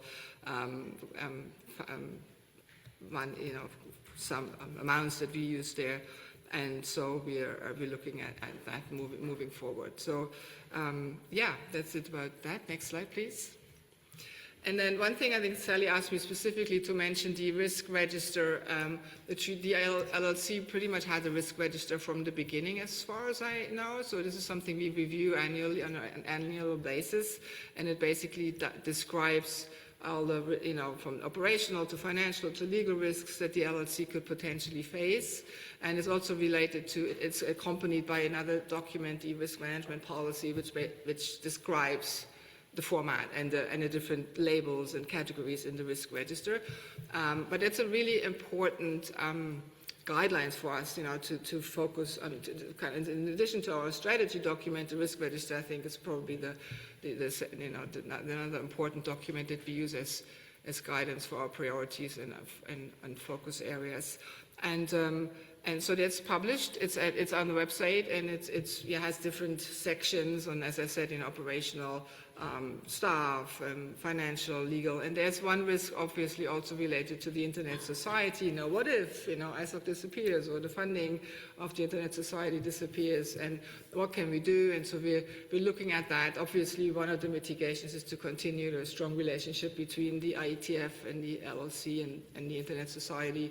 And we also continue. We're also looking at our financial scenarios. We looked at more long-term strategy and what if something happens? How long can we survive? Do we have to drop services? Where else could we get funding from? Have some kind of transition mechanism or a migration plan in case we need to look for other funding sources. I'm hoping, I'm not saying this is happening anytime soon, so, but it is part of our governance to obviously make sure we have a plan if something happens. Next slide, please. I think that's probably the last slide. Just briefly, as I said, we're looking at our policy portfolio. So the LLC is a pretty young organization compared also to the Internet Society. I mean, it was basically the setup board, the board that set up the LLC, and the board members there, they kind of transitioned out of the board, and the board members we have now are I want to say almost like the second board that the LLC had. And I'm probably the most overlapping member there at the moment, so I had one term already. But so the first board, or the members of the board, they did a great job in defining all these policies, setting up the whole, foundation and documenting our board policies, everything that you need as an organization. And now we are kind of in the phase of basically reviewing that and making sure there's nothing out of date, or we need any new policies or gaps that aren't covered, updating our policy portfolio, making sure we have the right governance in place. Again, also focusing on the roles of management staff, the board, making sure everybody knows what's expected from them and we don't step on each other's toes. I mean, kind of natural thing for a growing or not growing, but a more mature organization, if you will. So, and altogether kind of formalizing things a bit more. I want to make sure we have proper minutes and resolutions and action points, and that everybody can find them and on the website. And I started publishing a report. Now the first one came out just before the IETF, where everything is kind of included there. The report from the tools team, the report from the RFC editors, the report from our executive director, and also from the board, a paragraph and what we're busy with. And so that it's all in one place and people can find it. I mean, even though we are kind of more in the background than maybe the IAB or the ISG, or, we're not doing any technical work, but I think it's important, and the IETF loves transparency, and it's important that we are that you can find, you see what the LLC is busy with, and that we are seen to do our job, basically. And I think that's it. And on the last slide, I just wanted to thank you for your generous and continuous support. And I'm really happy for the invitation. And maybe we can do this on a more regular basis if you're interested in. And let me know if you have any questions. Thank you, Mary. So as you kind of work through this governance effort, I think one of the things that resonates with me is the relationship between some of the things that you're trying to do and the things that we need to do. So, the audit is a good example. Risk register is a good example. There's relationships there that we need to make sure that are consistent.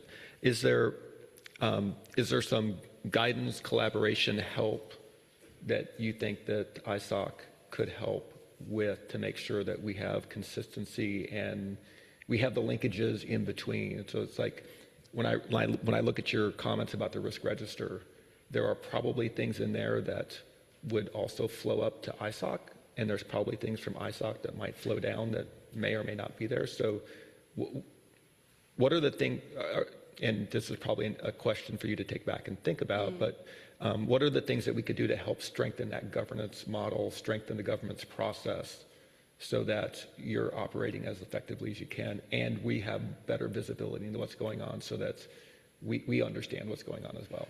Yeah, no, thanks for the question, and thanks for the offer to help. And I now understand that Sally and Jay, basically, you have a good relationship on the operational level, and you're pretty much involved. And also Chris, we had you at the board meetings, to present and help us. But yeah, on the board level, I think that's a great idea. Maybe, as you said, I should bring this back and we think about maybe how to structure this better. But I mean, obviously, we'd happy to share and elaborate a bit more on, for instance, the risk register and the audits, and see how we can make this more consistent and make sure the two organizations are well aligned as they should be. Definitely. Yeah. Thank you. Victor? Yeah, so I had a couple things. So I think the governance I was going to comment on, but I think you already had that one. It'd be good to understand what timelines maybe we're working towards. We probably should work on a mutual goal, like what are we going to lead up to? Is it for November? Is it later on? So that can be offline, discuss with maybe yourself, Brian, or whatever, so that we know what we're trying to get to. That would be good. Because I think it's important, because, when we heard when you were speaking, I mean, that's an example of a risk, right? You're seeing this effective DDoS attacks on our organizations, or, a lot of things coming in. And so that's an example of why I think, to be hyper vigilant on making sure we're getting things like risk registers in place. But there's other governance components I'm pretty sure that we probably should just get aligned, like you said. The other piece I was actually going to pull back is, one of the things is, if you think about after IASA2 and all that work, it's been a while since there's been, since I'd seen some some thought around where does the LC want to actually, where does the ITF needs to actually go, right? I think there's kind of a maturation that probably needs to happen within the board. So it'd be interesting, and again, it's one of those take back things, you don't have to answer here, but what does the organization think needs to happen, right? There's a lot of things going on, we hear funding, and there's a lot of staffing considerations, and these are all good things, right? These are all important things, but there's also a lot of things. And I also think about the fact that there's 4, maybe 5 board members. That's a lot to get done with not a lot of people. And so is there a punch list or a slope approach to what organizational problems need to be solved at what timelines to what end, so that could it really help drive outcomes that are that make sense, right? So again, I don't have a lot of strong opinions as to the insourcing of staff or not. I think these are these decisions you all make. One thing I do think about is I'll figure out what are the biggest problems to solve and what should be solved next. And so maybe it's funding. It might be, or it might not be, right? I don't know. And so anyway, just take that back, because it'd be really good to see that. It's been a while since I've heard a really strong position as to here's where you want to go next. So anyway, just thought I'd throw it out there. Can I just answer a little bit? I think we are also very much dependent, of course, on the input from the community. It's not like what I said earlier. It's not really just coming up with new activities or initiatives, because we need to do what the IESG wants from us, what the IAB wants from us, what the community tells us. So we do a lot of community consultations, as you know, and just trying to find out and then based on that, kind of we set the priorities. But just to. Oh yeah, and just to finish, I totally appreciate the challenges. I understand and so that's part of the fun, I guess, of doing this particular type of role is you get to bring 1,000 people with you and personality. So yeah, I get it. Russ. Thank you. One of your risk register elements is about a attack on the standards process, and we're of course already experiencing it, and your timeline to come up with a plan is end of the year. I think we're too late, right? All of the bodies have received a tremendous number of appeals from one source, and the first one ever came to this body. So I just wondered if there was any way this could be prioritized, or if you need something in order to prioritize it. Yeah, thanks for that. And obviously, I'm aware of that, and we are. This is very much on the forefront, and we're working very closely with the ISG, IB, and our legal, advisors to make sure this doesn't become a DDoS, and that we actually can focus on, not we, but the IETF can focus on the standards making and not on legal issues. And yes, so we definitely, once we publish the risk register, it's not set in stone. That's why it's also continuously updated. And so if something bubbles up and becomes more important, we need to act quicker. And that's what we're currently doing with this one as well. Yeah. Do let us know if there's something you need. We will. Thank you, Russ. Thanks.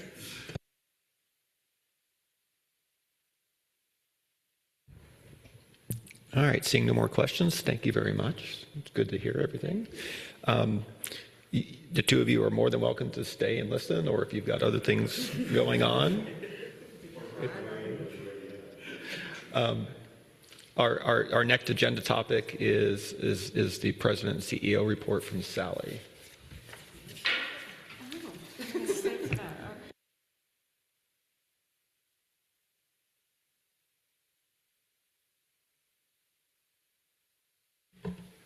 Thank you, and once again, it's great to have you here, and really value the relationship between ISOC and IETF, so thanks for coming. So I have submitted a mid-year update for the board. I do not have slides. I'll take the report as read, and given where we are in terms of timing, I'll hit some highlights and then be ready to answer any questions. The Internet Society and the Internet Society Foundation are both on track to deliver against our 2026 action plans. Both Yogesh and Chris will provide more detailed assessment of the particulars of each organization's success measures and budgets, but we are confident that we are in a strong position at the mid-year and that we fully expect to meet both our budget targets and our action plan targets by year-end. Revenue expectations for this year remain very strong, and we have, and Say will report later, very excellent projections with respect to the public support test, and this is, of course, due to the ongoing implementation of the new revenue strategy, which is really bearing out and giving us more opportunities for high-level impact for our mission around the world. So I, of course, a couple things I did want to raise to the board for your information. Obviously, it's a challenging environment that we're operating in.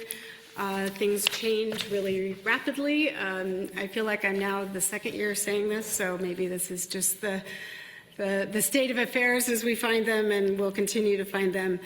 That really requires a level of operational maturity for the organization to be able to adapt and address emerging risks and the changing environment that we're working in.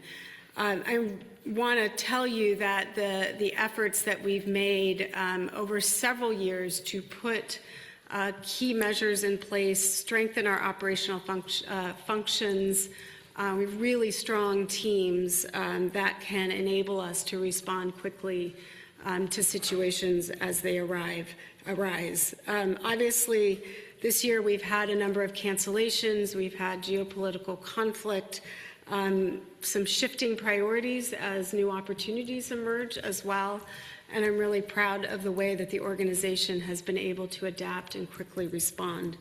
And I think that speaks to the investments that we've made in those key operational dimensions, as well as in the leadership of our programs and foundation teams that are able to work together so well in order to address those issues. Some things that you will hear further about from the team. Obviously, the Risk Council has been stood up, and Alona will brief you further about that. But that is enabling ISOC leadership to work together to identify risks that are at the enterprise level, develop the mitigation plans necessary to address those risks, and then work in real time as situations on the ground change, as we've seen this year. Obviously, the conflict in the Middle East has impacted both our ability to deliver certain activities as well as the safety of our staff. And this team, the Risk Council, we have a new person in SACE team who's tracking travel safety and travel security for us, and that has proven to be incredibly important and necessary this year so that we could keep doing our work and adapting to the environment. We have made a particular effort on simplicity at the Internet Society, in part to free up our staff to do the work that they do so well, rather than over-processing things. I think that's also contributing to greater agility and adaptability, and this has been a key focus of the executive team this year. And then finally, we have excellent news, as I said, with respect to the public support test. And that's really, I think, positioning the organization for long-term sustainability, and most importantly, enabling us to have much greater impact at the global level against our mission. One other area that I did want to raise that I put in my report is the board's guidance and direction around our advocacy efforts. The board, this time last year, emphasized the importance of ISOC as a leading advocate, that the moment that we're in around the world, the state of the Internet as we see it today, really does require the Internet Society to have a strong and impactful voice, to be, as you said, a leading advocate on the issues that matter for our mission. We've made some progress in this area. Of course, importantly, we have a really strong foundation to build on to deliver what I think the board is asking for. And we are continuing to make some internal adjustments in order to enable us to go from where we've been, which is a really strong advocate, to elevating to really being a leading advocate and being in the rooms where key decisions are being made. We've made some structural changes, as I say in the report, consolidating the advocacy team into a single team. As I mentioned, I hired a chief of staff earlier this year that comes from a very strong advocacy background. And I'm happy to say that we filled the head of advocacy role within Yogesh's team just recently, Reagan McDonald, who's come on board based in Brussels, and hopefully a number of you had a chance to meet her last night. So I do think in the back half of 2026, we should be able to make that leap that the board has asked for. And what I will be looking for from our team and from the organization is a much stronger ISOC voice, a more coherent narrative about what we're defending and why, and how all of the threads of our advocacy fit to support that narrative. So there's more work to do on that front, but I feel like we've put the pieces on the board where they need to be, and now the second half of 2026 is the moment for that to come together and really start emerging as an elevated voice for the Internet Society. So with that, I will stop and see if there are any questions or comments. Victor? So just wanted to call out, I love the focus now around strategy and continuity. I think this is the right place for us to be as an organization at this juncture. I mean, I cannot stress positively enough how much that change with the PST and the funding has really changed the dynamics of what conversations we now have. Right now, it's less. I'm not saying it was reactive before, but obviously, we always had to be responsive to changes. But it's so good to see that there's now a focus on how to really improve the mission, how to kind of work towards, what do we do next? How do we actually get it done? So I just want to call that out. It's very, very positive, and happy that that's where the organization's at. And a lot of the changes that you've made in terms of bringing people in staff, I think it's, it looks like it's a great mix to really kind of help bolster the mission. So just wanted to call that out. Russ? Thank you for the report. I enjoyed reading it because it's so uplifting to see good stuff happening. And please pass on the board's congratulations to Ola for the position on the IGF MAG. Thank you. So I actually. Oh, yep. Yeah, we have multiple Brians, right? I have a comment and a question. The first one is around the advocacy part. I was excited to see the hire when it was first announced, but I've also been excited to hear the way that you and Yogesh have both talked about the new additions. Mm-hmm. So that was very. I'm always enthused when people are excited about the people they bring on. Mm-hmm. And so that's really good to see. The question, actually in the report, you talked a little bit about the chapter charter agreement and being in negotiations. Is there anything in there that is of note that we should be aware of, or concerns or whatnot? Thank you. And for context, the chapters are evaluated annually for performance against certain metrics. This is part of the annual chapter evaluation that enables then chapters to be in good standing, which also then enables funding to flow to chapters as they apply for grants and so forth. The chapter agreement, the terms of that have always been done in collaboration with the chapters. It's been several years since that was updated, and so there are some things that are a little bit out of date in terms of how chapters function today, how technology works today, and what is really a fair assessment of activity. Enormously proud of our community engagement team and the chapter advisory committee for working so closely together on this. This is really a staff chapter activity and a lot of mutual collaboration on what we're trying to achieve and where we're going. So far, I see no red flags. This will ultimately be briefed to the board at the right moment, but they're still working through the committee. But I think it will, I'm optimistic. I think it should end well. Thank you. Brian T. The Brian jump scare count has gone up to 3. So first of all, I'd like to say thank you very much and congratulations on having a sustainable path on the public support test. I remember when I was on the IAB and interviewing prospective trustees, I was, always like, hey, here's a number you're going to have to look at, and you're going to be upset about it. So, I was very happy to join the board and say, oh, this is on a good path, right? I think we need to keep an eye on it, obviously, but thank you very much for that. In the report, which again I also really enjoyed reading because it was like, oh yeah, everything's fine. There's nothing we need to do here. This is great. There's a mention on NDSS evolution into sort of a broader cybersecurity thing. Will there be something in Yogesh's report about the details of that? Okay, then I'll come back to that when we're there. Very excited about that. I think NDSS is a brand that ISOC has had in that space. Certainly was a thing. We had a great deal of of respect for as an academic, and I'm happy to see us leaning into that. So thank you. Victor. Just one more comment, because after Brian spoke, I do also appreciate like kind of the revised way to encapsulate information, kind of, you know, the conciseness. I've come to really appreciate conciseness, because as opposed to all the information get lost in a sea of details. So just wanted to say that. Thanks for that. That's great feedback.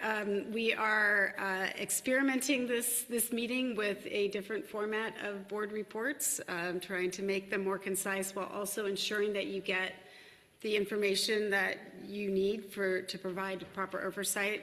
We welcome feedback on that, if it works, if it doesn't, if there's more you need, less you need. And that, I think, is a good conversation we can also have at the retreat as to how we want to shape agendas and board prep, and we will be prepared to come with some suggestions on that as well.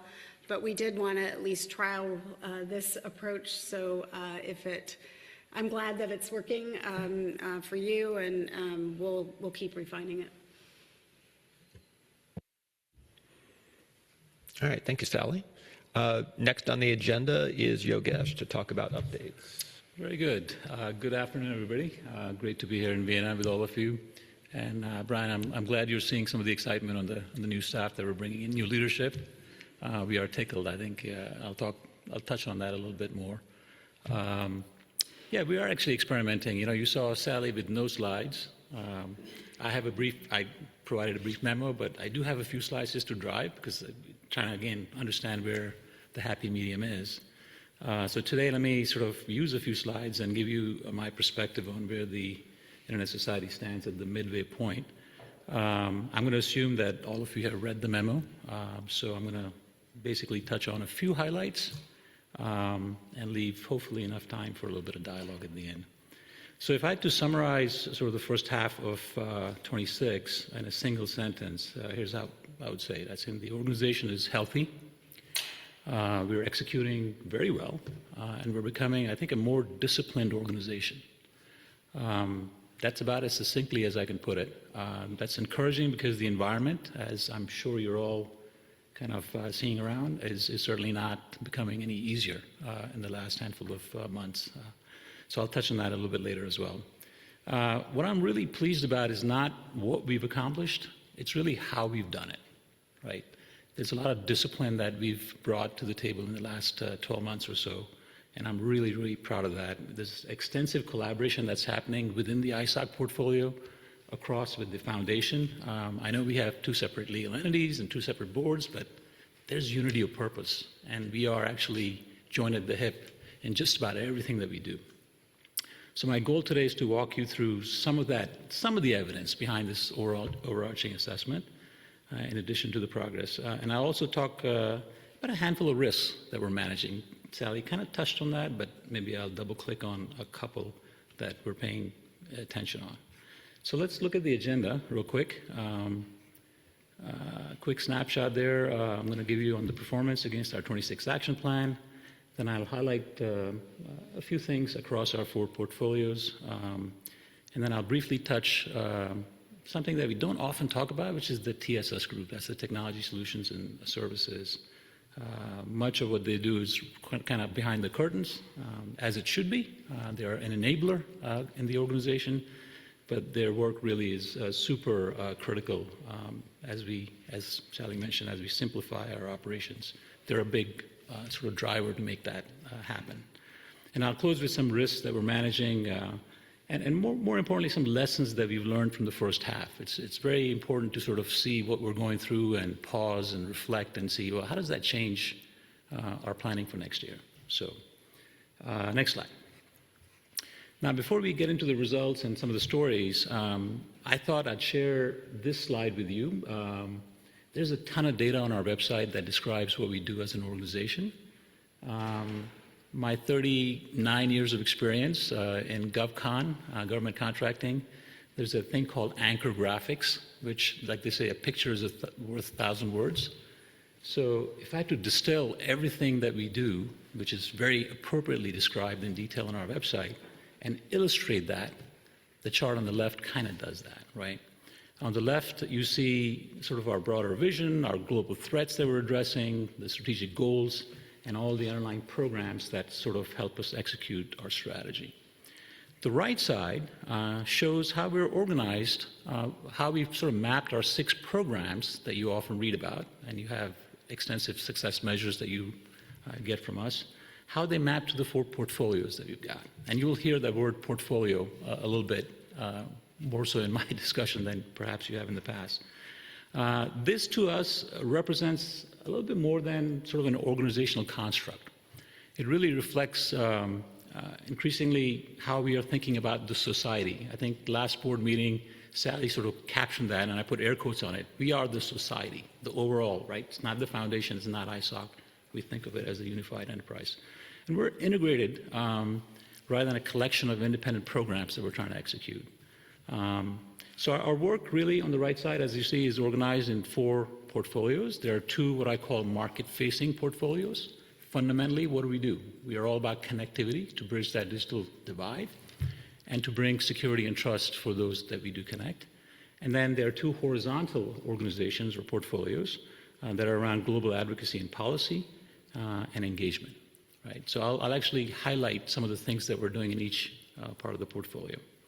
The level of integration really matters here because, you know, the challenges that we're addressing today, they're not neatly going to fit into these portfolios. We've not built silos and say, okay, this is how we're going to function. The work is just super intertwined, and we need expertise from policy, from technology, from across this portfolio to sort of bring it all together and have the impact that we're trying to have. So I felt this was important. I use this in the orientation slide for some of our 2 new members, but as context, I think this is a good one to actually use as an anchor. All right, next slide. So the action plan summary, if I had, again, one slide that I would like you to walk away with, it's this one. Today, we have a very high percentage of our success measures that are progressing as planned. You know, you see the numbers there. We can get into how we arrived at that, if you like. And that's exactly where we kind of expect to be at this point in the year, right? Again, we gave you the annex that has all the measures, and you saw the progress there. One thing we did discuss during our quarterly program reviews was why several of our portfolios, they appear to be under budget, yet they're making good progress. It's a little bit counterintuitive, right? The answer is really, it's all about timing, quite frankly. Our teams, if you look at how we sort of function, our teams plan our grant programs based on expected donor funding that's coming in. But we can only disperse grants once the money comes in. And those funds have actually, you know, when they're received, that's when they're actually booked as spent. So because much of that funding arrives later in the year, as we, you know, it's not like the first of the year all the money comes in by donors. The spending, if you will, naturally follows and is therefore concentrated in this sort of second half of the year. So what you're seeing is a timing issue, not an execution issue, and I think we're going to work with Say. I mean, she's got the fantastic blueprint already, but it's really the portfolio execs who have to follow that blueprint and do a little bit more exercise to make sure that we align those schedules so that we don't reflect something that's a little bit off. We're actually on plan. Victor, you got a question? Yeah, I thought I'd just ask now. So I like this, and I appreciate you sharing it. One of the things I was thinking about was, to your point, you know, one of the things we've done on the finance side is obviously look at a lot of kind of like where we are in well managed and how we are around KRs and stuff. Do you feel like you're going? I think there was a conversation we had probably 1 or 2 meetings ago around.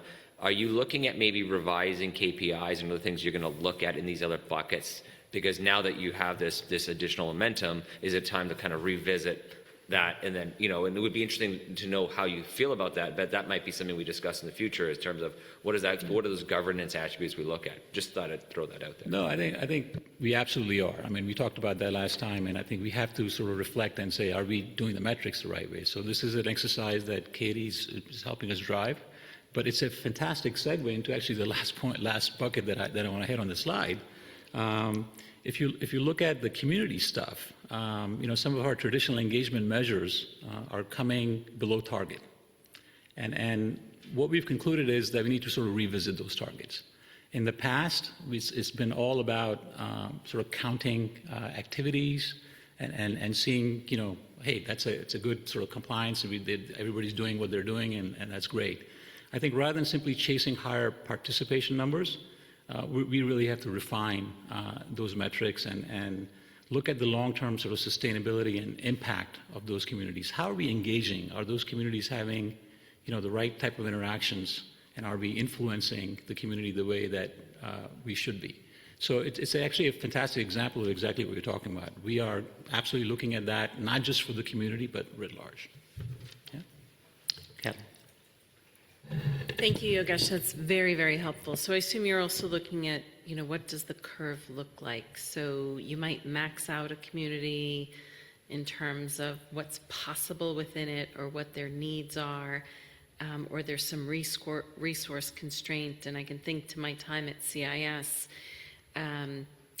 they had a potential of 90,000 entities, state, local, and tribal territorial organizations in the United States that were the potential member group, but they only grew to 16,000. And there was a cap, and the real cap that I saw was that the rest just didn't have the resources to even know about the free things that were being given out. So is that kind of consideration incorporated? Because I'm sure you're hitting the same types of ceilings, and then it just means there are different needs, and there are different ways to meet those needs, but it might require really out-of-the-box thinking.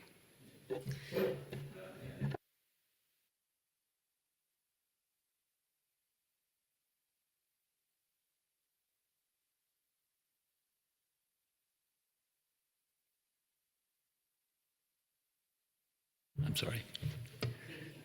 Yeah. All right. Do I need to repeat that response, or we're good? Okay.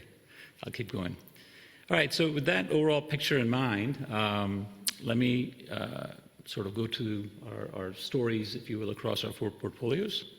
Let me begin with a story around our connectivity portfolio. This past quarter in Pakistan, we partnered with a women-led social enterprise to help communities build and operate their own internet infrastructure. Now, at first glance, you might say, well, it's a simple connectivity project, right? Actually, I think it's a little bit more than that. We trained 200 women in Pakistan.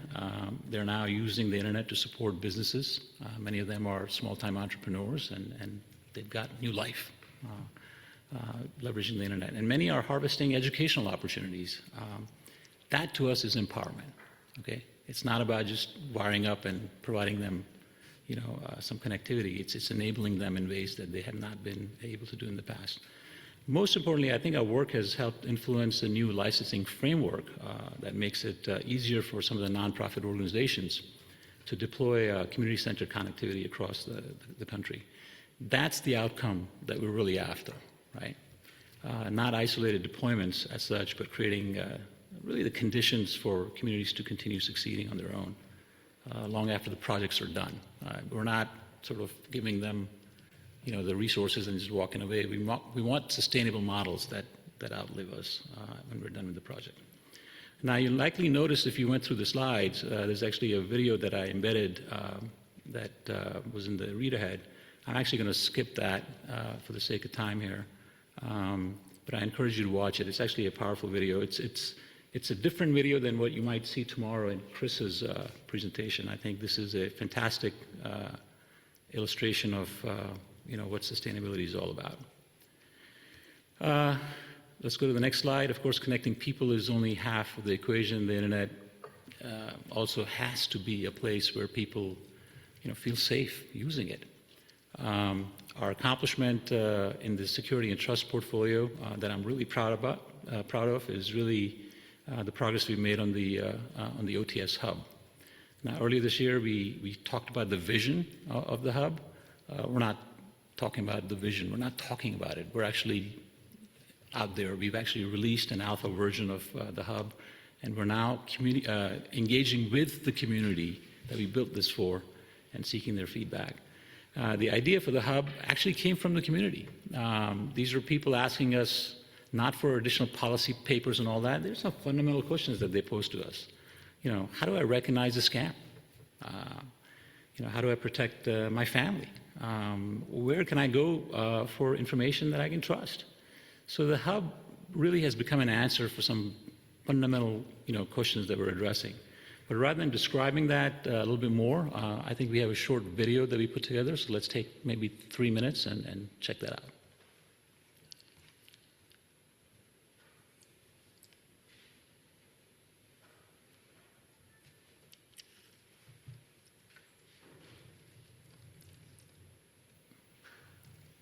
Meet Luciana. She's 47 and hasn't fallen for someone in years, until Carl, an American engineer she matched with on a dating app. The conversations feel easy. He seems genuinely interested in her life. Things get serious. They soon start messaging on WhatsApp and even send voice messages back and forth. Hi, beautiful. After a couple of months, the message she'd been waiting for finally arrives. I'm coming to Brazil to meet you. He shares screenshots of various flight options, but there's a problem. The airline didn't accept Carl's credit card, so he asks for money to purchase the ticket. It's a temporary hold on my account, so things should get sorted out within days, if not hours. Sorry, I'll repay you as soon as possible. Luciana hesitates, but she knows him well enough to trust him, so she transfers the money. Shortly after, he sends her details of his flight, but he never arrives. Soon the messages slow, then stop entirely. Luciana never hears from Carl again. In 2025, we asked our community, what did they need in order to go and help ensure that people everywhere have a safe and secure experience online? One of the big things they came back to us with was, there's so much info across the internet. Can you bring it together into one place where we can find a trusted, curated set of resources that are out there in some way? In 2026, we are now launching our online trust and safety hub.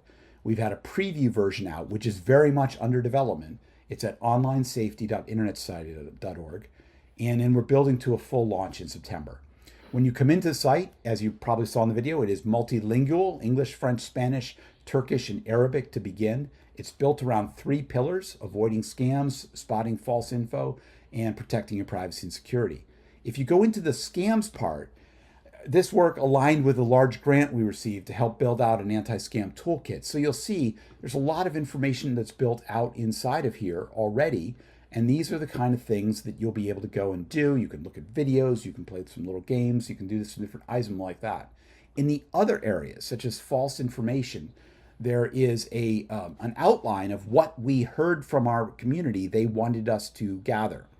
And similarly, over on the protecting privacy and security area, we also have, again, a framework of what we've heard from our community. We're in the process of building this out. Some of it will be content we create directly, but much of it will be content we curate from our community. So to be pulling in those resources that are there. We also have some training programs where we will be going and providing downloadable kits that people can use in some way. A lot is going to be built out over the next couple of months. We're asking people to provide feedback, particularly in these 2 sections. When you go to any of them, there's a link to a feedback form, and we would welcome feedback from anyone, including all of you as board members. So that is the Online Trust and Safety Hub. It's at onlinesafety.internetsociety.org. Cool. All right, that's good. Did you recognize that voice? It's none other than our Dan York at the end of the table here. He's actually functioning as our product manager for this thing. He's got a fantastic team of project leaders and other experts who's leveraging, not to mention the broader community, to actually pull this product together. And I think it's been a fantastic journey so far, and we're looking forward to actually bridging that last mile and getting this online by the end of the year. So the hub is really the foundation of our security and trust program. In addition to granting out a lot of the security grants, which takes a lot of effort, the third leg of that stool is NDSS. Back in London, I talked a little bit about how we're reimagining NDSS. And, our team went off and did a little bit of an offsite and came up with a fairly aggressive game plan on how to do that. Like many things, you look at a game plan, then you have to balance the budget with it and say, okay, fantastic ideas. We're going to take 3 of these or 2 of these and do it because that's all we can afford. But we also heard feedback from you guys last board meeting saying, wow, you're reimagining, but don't screw up the core of what is good about NDSS. I think that came from Russ. Russ reiterated that last night. We had that discussion over some drinks. So we are absolutely on board with that. We are going to preserve the kernel, if you will, the core of that conference. It is phenomenal in terms of the type of research it brings. And a little bit of changes that we're going to make is sort of bridge the gap between the donors, the sponsors, I should say, who come and they have issues and challenges. And if you can bridge the gap between their challenges and what the research that we're presenting, that becomes a powerful platform, right? So we're exploring that. And by the way, for the first time in nearly 30 years, we're taking NDSS outside the U.S. It's always been in San Diego. We recognize that the participation was perhaps dipping a little bit because a lot of people are having difficulty getting into the U.S. So we figured we'd take it on the other side of the world, do it in Seoul, Korea. It's a vibrant city with a lot of innovation and tech going on. Let's see what kind of participation we get, and maybe we'll do it for a few more years there, or maybe we'll rotate. So it's a trial balloon that we're putting out there. All right, so security is, and by the way, Joe is here. He's in charge of the entire security portfolio. I am super proud of what he and his team have done with that thing. It is a core piece of our vision and future. So thank you, Joe. It is one way we create product, but advocacy, or create impact, I should say. Advocacy is how we extend that impact beyond the projects themselves. Earlier this year, we talked about our aspiration and our goal to elevate our advocacy. I'm absolutely encouraged by the progress we've made, but as Sally pointed out, we're really not there yet. We got some room to improve. Our regional advocacy teams, they are continuing to deliver some phenomenal results, but building advocacy into a true, what I call organization-wide capability, that remains a very high priority for us for the rest of this year and quite frankly beyond. That is exactly why we took the advocacy work that was embedded in the security portfolio, extracted it as a separate, on its own portfolio, tilted it on the side as a horizontal that you saw on that first chart. And we brought Reagan McDonald on board to actually lead that. I think many of you had a chance to say hello to her. She's going to be fantastic. She already is. She's making the needle move, so I'm super excited. So when you see the excitement that is in my eye, I feel really good about that. I think she's going to be awesome. And again, ultimately, the success here is not going to be measured by numbers of papers that we publish and all that. It's really about, are we in the right rooms? Are we there in a timely manner? Are we actually making the needle move? That's the journey that we're actually on. All right, next slide. Let's talk a little bit about engagement. Engagement really is that's our superpower. We're a pretty lean organization, about 170 or so people. Arms and legs of this organization is really the broader community. Now, this quarter, we've been asking ourselves a very simple question. What does a healthy chapter actually look like? You asked about the DNA. I think Sally addressed kind of what the DNA is all about and what the effort is. I think the answer today is very different from what the charter agreement that we've been embracing since, I think, 2018 is the last time that was updated. So historically, I think we focused on a lot of the admin compliance. Are these guys doing X, Y, and Z, and we check the box and move forward. What we're trying to do now is to shift our attention towards something a little bit more meaningful. It's about impact. It's about resiliency. It's really about the long-term organizational health, if you will, and sustainability. So that's the thinking behind the chapter DNA work. It's underway. It's going to take us some time to just get that fully deployed. But rather than asking whether chapters are, doing the checklist stuff, we're really asking whether they're actually strengthening their communities and having the impact that we want them to have. We're also beginning to see encouraging signs on the organizational engagement strategy. We talked about that in London. We presented that to you in terms of some of the changes that we're making there. And I'm happy to report that for the first time in several years, the org membership is actually growing, which, this is a shared goal that Chris and I have. Chris and his foundation organization is responsible for bringing in the new folks. And as you know, on the ISOC side, we have to make sure that we engage those new folks appropriately and not function like as a sieve. If those guys keep dropping off, the new additions are not going to help grow the org structure. So I think both sides are working very effectively together. And we have early indications that we're building a really strong connected community there. So one takeaway from all this is that we don't want to just measure activity; we want to measure impact. That's a theme that you heard from Katie a couple of board meetings ago, and we're living by that credo. All right, next slide. Behind everything that I've described today sits really a very important organization. TSS, Brian, you brought them up.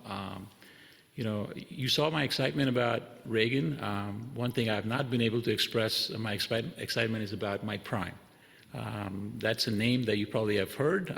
He's our new VP of TSS, but it's a face that you'll actually see in Montreal at the next meeting. He's based in Toronto. Phenomenal hire. The guy's got all the right battle scars. He brings tremendous experience to the table, and he's been with us since late March. And like I said, he's already made the needle move for us in the positive direction. We provided you a read-ahead report on the AMS. AMS, as you know, has been a bit of a thorn on our side. There's a lot of issues in terms of functionality and all that. The good news is that the team, even before Mike arrived, we've been diligently working on it. You see a couple of members, Julian and Eric and a handful of other folks, Scott. They've been at it, attacking that problem. Mike helped us bring that to the finish line. The problems with the functionality of AMS have all been addressed, and we're now what I call in a steady state mode, right? This is a product that the user community will always have something to say about. Hey, this feature, I need a different color, or I need a different way, et cetera, right? So we're in a steady state mode, continuous improvement, we're gonna be in great shape. Cybersecurity, Brian, you brought this up, continues to receive significant attention as well. We've done a few things. We've strengthened our security policies. We've improved our endpoint protection, which is very important. We got all these folks walking around with laptops and whatnot. We need to sort of bring some discipline there. And we've continued maturing our incident response capabilities. Bad stuff happens. How quickly can we respond? Do we have a playbook for that? And can we get out of the holes quickly? Bad stuff will happen. There's no way to prevent that. It's how quickly we are able to get back up on our feet. That's really what we're after. In terms of some of the security stuff, and I can take this offline with you, Brian, we're following sort of the NIST guidelines and trying to make sure that we have all the right controls. We buy a lot of stuff from SaaS vendors. So we don't have direct control over what controls they should be implementing to bring us the right security.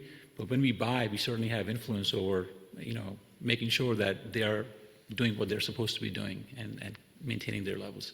So as an organization, we want to continue to be at the highest level on that NIST scorecard. And we're already pretty high, but we want to take it to the highest level. We can't be a security and trust organization and not have our internal security up to par, right? So that's kind of the approach that we're taking.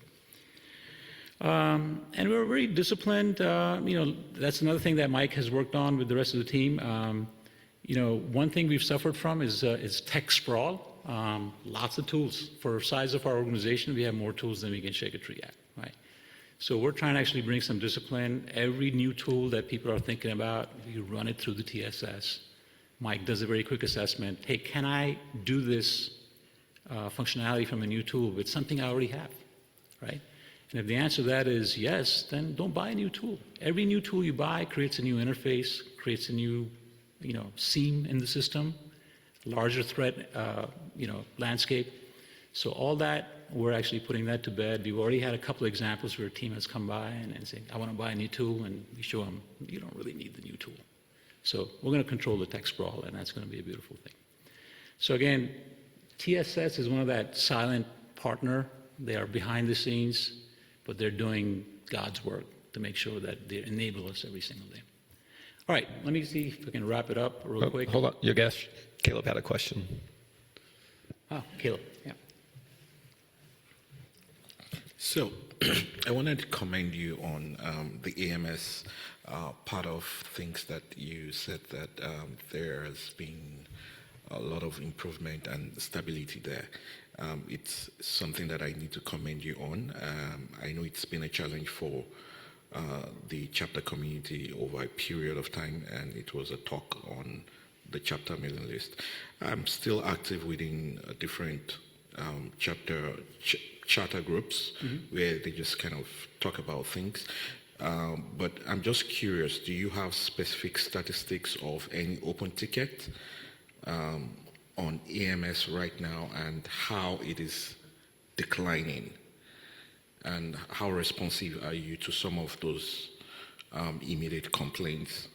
Yes, we have more data than perhaps you want from us on that one, but we can take that offline. I can share with you how we are actually tracking the tickets and how they've been declining over the last 9 or 10 months.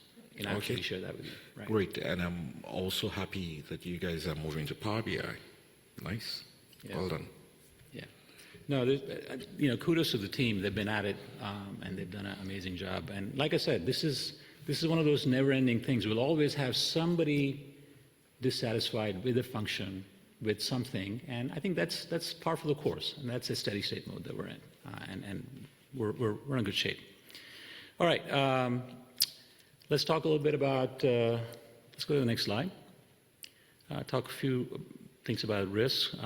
There are a few risks that we're keeping our eye on. First, of course, is the geopolitical uncertainty. The conflict in the Middle East doesn't show any signs of going away in the near term. There's a lot of civil unrest. Changing travel conditions, people having difficulty getting visas and whatnot. Those are all things that are continuing to affect how we operate. That's become sort of the new norm. And those are the realities that are influencing, our staff safety, event planning, participation costs. The new ad in SAY's group and in our travel and safety has been a phenomenal ad. We're really maniacally focused on making sure that our staff is not anywhere close to the danger zones, and our travel policies are also being agile to say we can't, if the new norm is this, then we can't just lock down. So we're being agile as an organization to address that. We're continuing to monitor the conditions, and I think we've done a fantastic job to make sure that our staff is safe.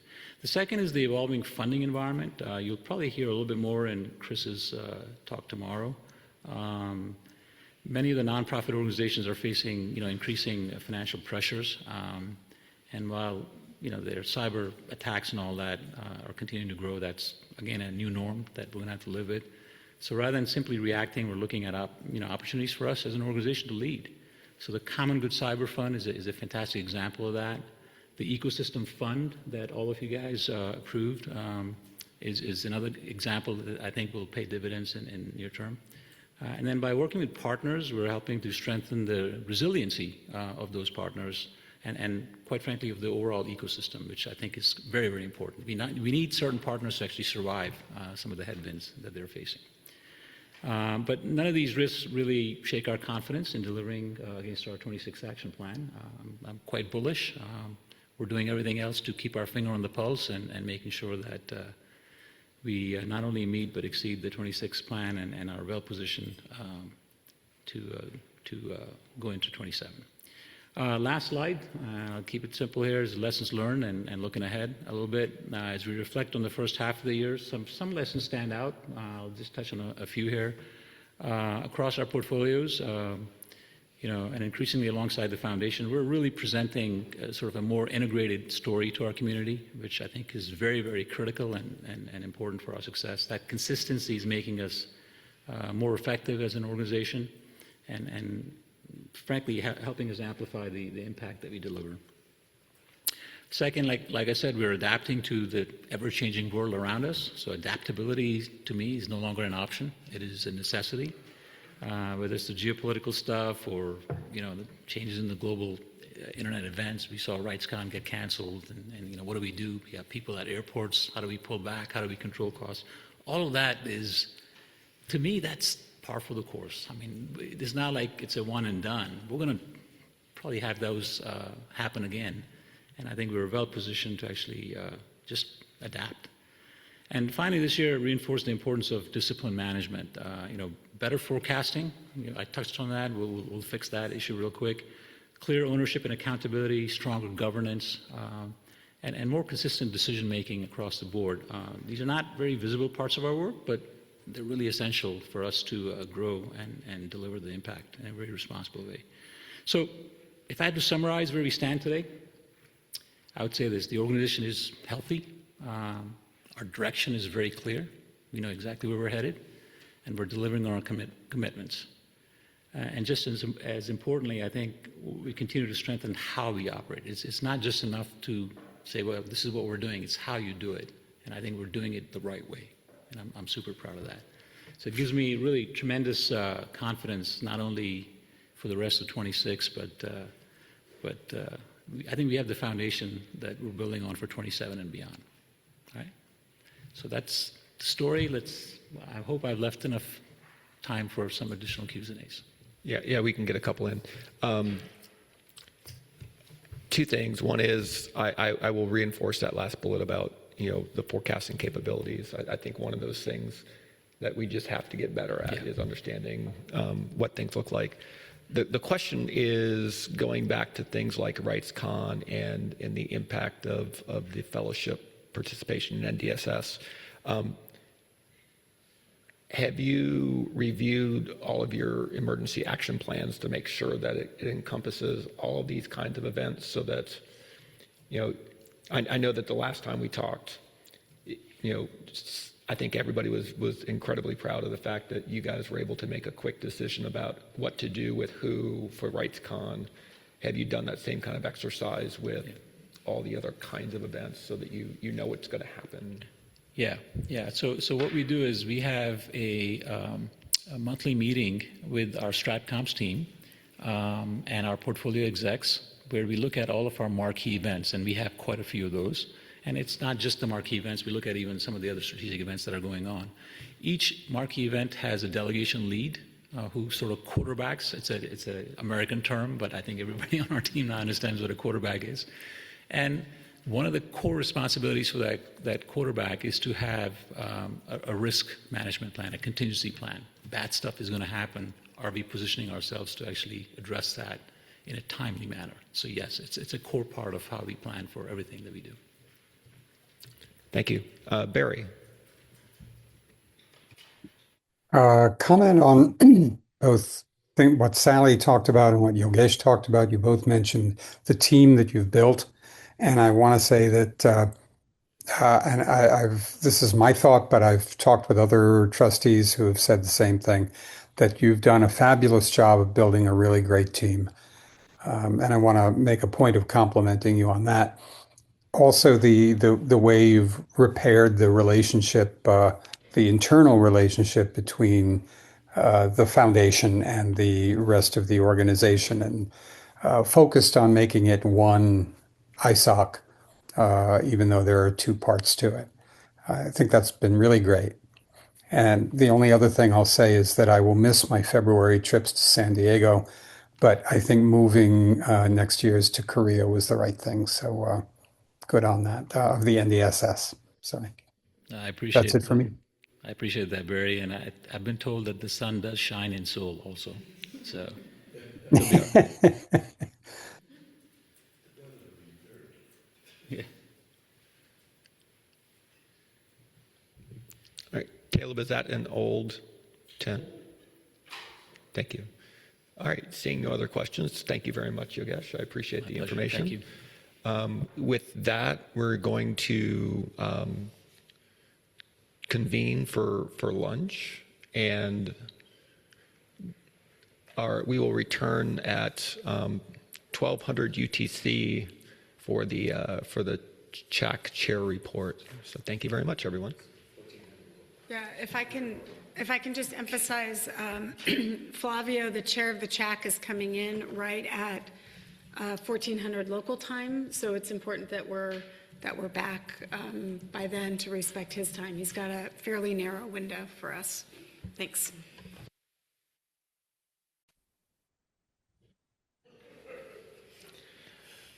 Welcome back, everybody. We have the next order of business is to get the CHAC report from Flavio. So Flavio, the floor is yours.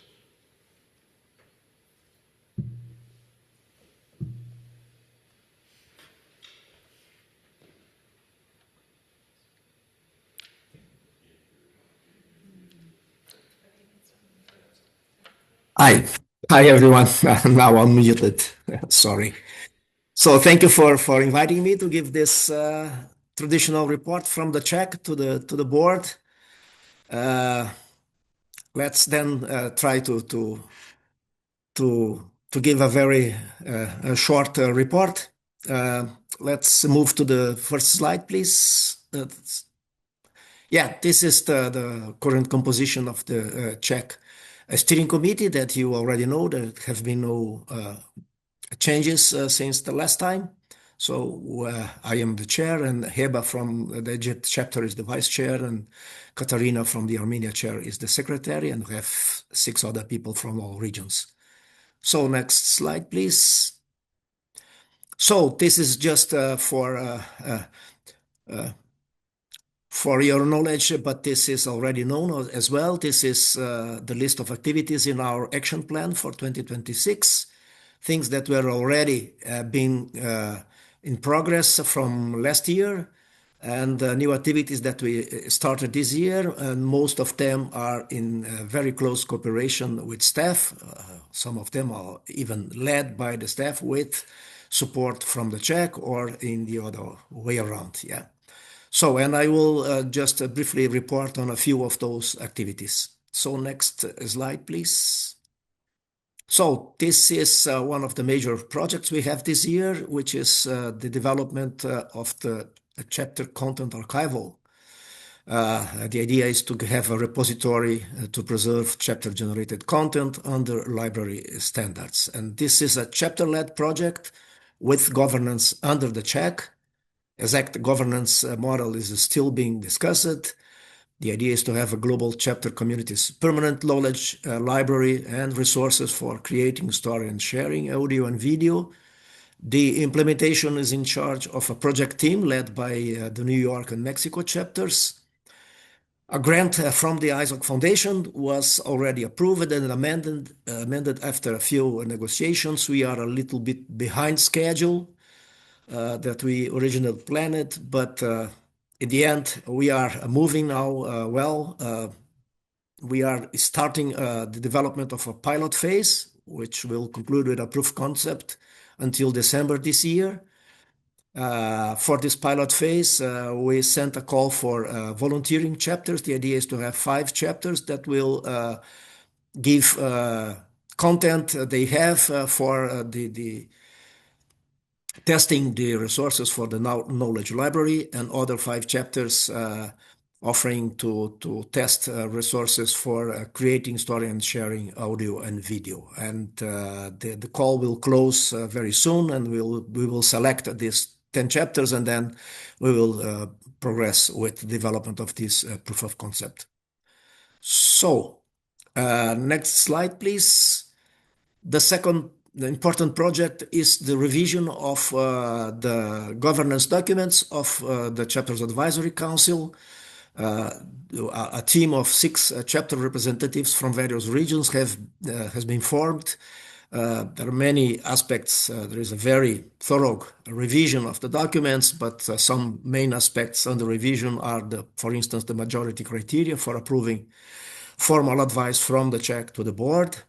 Extending the terms of the steering committee members, because currently these terms are 1 year only, and implement some mechanisms for only partial annual renewal of part of those members, and also more detailed procedures for electing steering committee members. So a first draft of the new charter of the Czech has been already developed and presented to the Czech in its previous full Czech meeting in May. And now the team is developing a first draft of the new rules and procedures document, and this will be shared soon with the Czech members. And we hope this will be concluded, we hope, in the September meeting of the Czech. And we will have approved both the new charter and the new rules and procedures. So next slide, please. Next slide. Yeah, thank you. So a third very important project for us is the revision of the performance evaluation criteria that are used for assessing the health of the chapters. And the idea is to focus on qualitative measures and recognizing the different chapter profiles and realities in different countries. So, and the new assessment system must recognize impact, effort, innovation, and local context, not just the volume of activities of the chapter. So a chapter DNA vision document has been prepared by the staff with strong involvement from many chapter leaders and steering committee members. And it defines a new concept of what is a healthy, active, and resilient chapter. And this new concept shifts away from the current assessment model that is only focused on compliance to a given set of rules. Yeah. And the idea is to really consider whether chapter members are really active, if the chapter governance is transparent, and if the chapter is building a network of local peers and new leaders. So as a second step in this effort was the development of a new charter agreement that all chapters must sign with the Internet Society. A first draft has been prepared, has been discussed with the steering committee, and in the next few days, this will be shared with all the Czech representatives and chapter leaders. And after feedback, so we will have approved this new charter agreement. And then from this, we will develop, with strong cooperation with the staff, of course, a new set of criteria for the annual performance evaluation of the chapters. And we hope this will all be concluded before the end of the year so that we can start 2027 with these new documents. So, next slide, please. The other thing that is very important for us is to improve communications from the Czech to the chapters and also in the other way around, and also improve, and this would help that this can help us improve the engagement of chapters in our Czech activities. So, and we were thinking of new methods and channels to strengthen the connection between the Czech steering committee in particular and the many chapter representatives, and so as to bring real community input into our decisions in a more effective and engaging way. And as a first action in that direction is the development of a new newsletter, a monthly one. This was under design, and the idea is that this new letter would have key updates from the Czech, decisions and progress of current activities, upcoming activities, different types of requests we have to chapters, useful links, and so on. And as a kind of first pilot, we are starting with just a section within the periodic newsletter that the Internet Society sends to all its members. So there will be a Czech section there, and you will see in the next newsletter that shall be shared with the members in a few days that there will be the first version of this section. And then for the future, maybe we can think if this can be the permanent solution, or whether we will think of another way of communicating things from the Czech to the chapter leaders. So next slide, please. This is something new. We have been discussing in the Czech for a few months now, and with the staff as well, the idea of having an in-person or hybrid event gathering chapter leaders, the community, the staff, the ISOC leaders, and so on. And then we decided to run a pilot event during day zero of the Internet Governance Forum. This will be in Nairobi, Kenya, in December. And the objectives are threefold. First, increase chapter communication and engagement with the Czech. The second one is to increase the overall engagement and collaboration among chapters. And then finally, to increase the chapter engagement with the ISOC strategies, priorities, programs, and so on. So this pilot will be organized in a joint effort between the Czech Steering Committee and the Kenya chapter. And the program will include probably 3 sessions, both thematic ones discussing relevant current issues, but also sessions for discussing chapter engagement with ISOC, with the Czech, and also collaboration among chapters. And the idea is to have a very low-cost pilot because the idea is to use all the facilities, the venue, and so on of the Internet Governance Forum, if the activity is, of course, approved by the IGF. So we will be submitting a proposal for this activity in the open call for sessions of the IGF. And the idea is to direct this effort, this event, to ISOC leaders that will be already attending the IGF anyway. The IGF gathers a bunch of people from the community, from all the regions, and besides, this will be a hybrid event so that other community members and leaders that are not in Nairobi can also participate in a hybrid way. And this is also use IGF resources. So this will have a very low cost for ISOC. And from this pilot event, we hope to improve maybe the model and see how we can continue next year. So next slide, please. So this is just a very brief report from our previous full check call in May. The chapter DNA vision document that I mentioned before, this new model for assessing what is a health, resilient, active chapter, was presented by the staff and discussed with the Czech representatives. There was also a presentation of the first draft of the new Czech charter by this working group I mentioned with this team of different chapter leaders.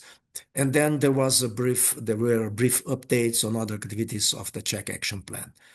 We had only 17 chapters represented in the call out of 112 that have Czech representative appointed.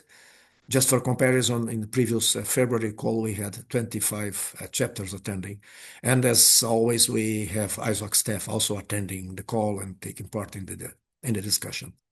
So next slide, please. And this is just a very brief update on the current situation of the chapters. We have currently 117 active full chapters, plus 12 that are in rejuvenation. And the last few months, we have these changes that you see there, 2 new chapters that have been approved that are information, 3 chapters that went from pre-rejuvenation into good standing, 2 chapters that went into rejuvenation, and 2 chapters that have been dechartered after long efforts trying to in rejuvenation that this was not successful and they were disclosed. And so this concludes my report. Sorry for rushing, but if there are any comments, questions, I would love to hear them. Yeah. Thank you very much, Flavio. It's very useful to hear some of the material you have here. The quick question I have was you had mentioned creating the newsletter as a way of increasing the chat communications. Do you have a methodology for how you're going to measure the impact of the newsletter? As I said, the first idea is to have this pilot with only this section in the current usual newsletter from ISOC. So this will be not a newsletter only from the Czech. It's the ISOC newsletter with a small section with news from the Czech and useful information for the chapters. And I think the primary way of metric for measuring the impact of this is, of course, the engagement of the chapters with the Czech. As you saw from the report from our previous Czech meeting, we had only 17 chapters attending, 25 in the previous one. So out of 100 chapters that have representatives appointed. So this is only a small fraction of the chapters that really engage in the meetings and that volunteer to our different working groups and so on. So we really hope to see much more engagement. This event in Nairobi is also an effort in that direction, so that we increase opportunities for chapters to engage with the Czech and with ISOC in general. And so I would love to see more engagement. One proxy for this engagement is really people attending our quarterly check meetings, and also people volunteering to take part in our different groups that we form with volunteers from the chapter leaders. All right, thank you, Flavio. Chris? I was just going to say we can also, within the bounds of the platforms we use, we have very strong privacy concerns within ISOC, so we don't tend to use a lot of tracking activities, but we can, within our email tool, look to see how we can have open rates and other levels of engagement to give some stats to Flavio and the team on the communication. Thank you. Yeah. Thank you, Chris. Any other questions or comments for Flavio?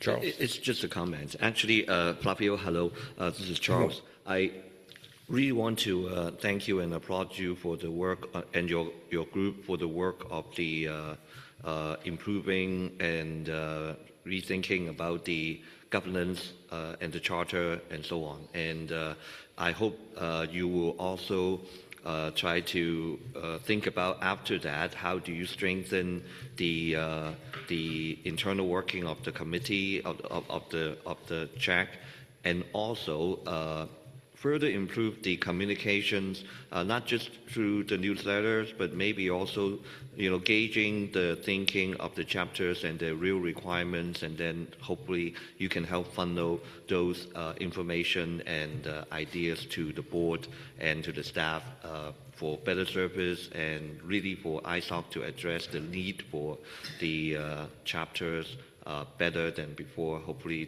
there will be some tangible improvements that you can measure in the future. But of course, this is not right now. I mean, this is going to be a hopefully not too long term, but at least a few years of work. But hopefully you will be able to help the chapters really get the kind of measured improvements that I think will be very useful for them.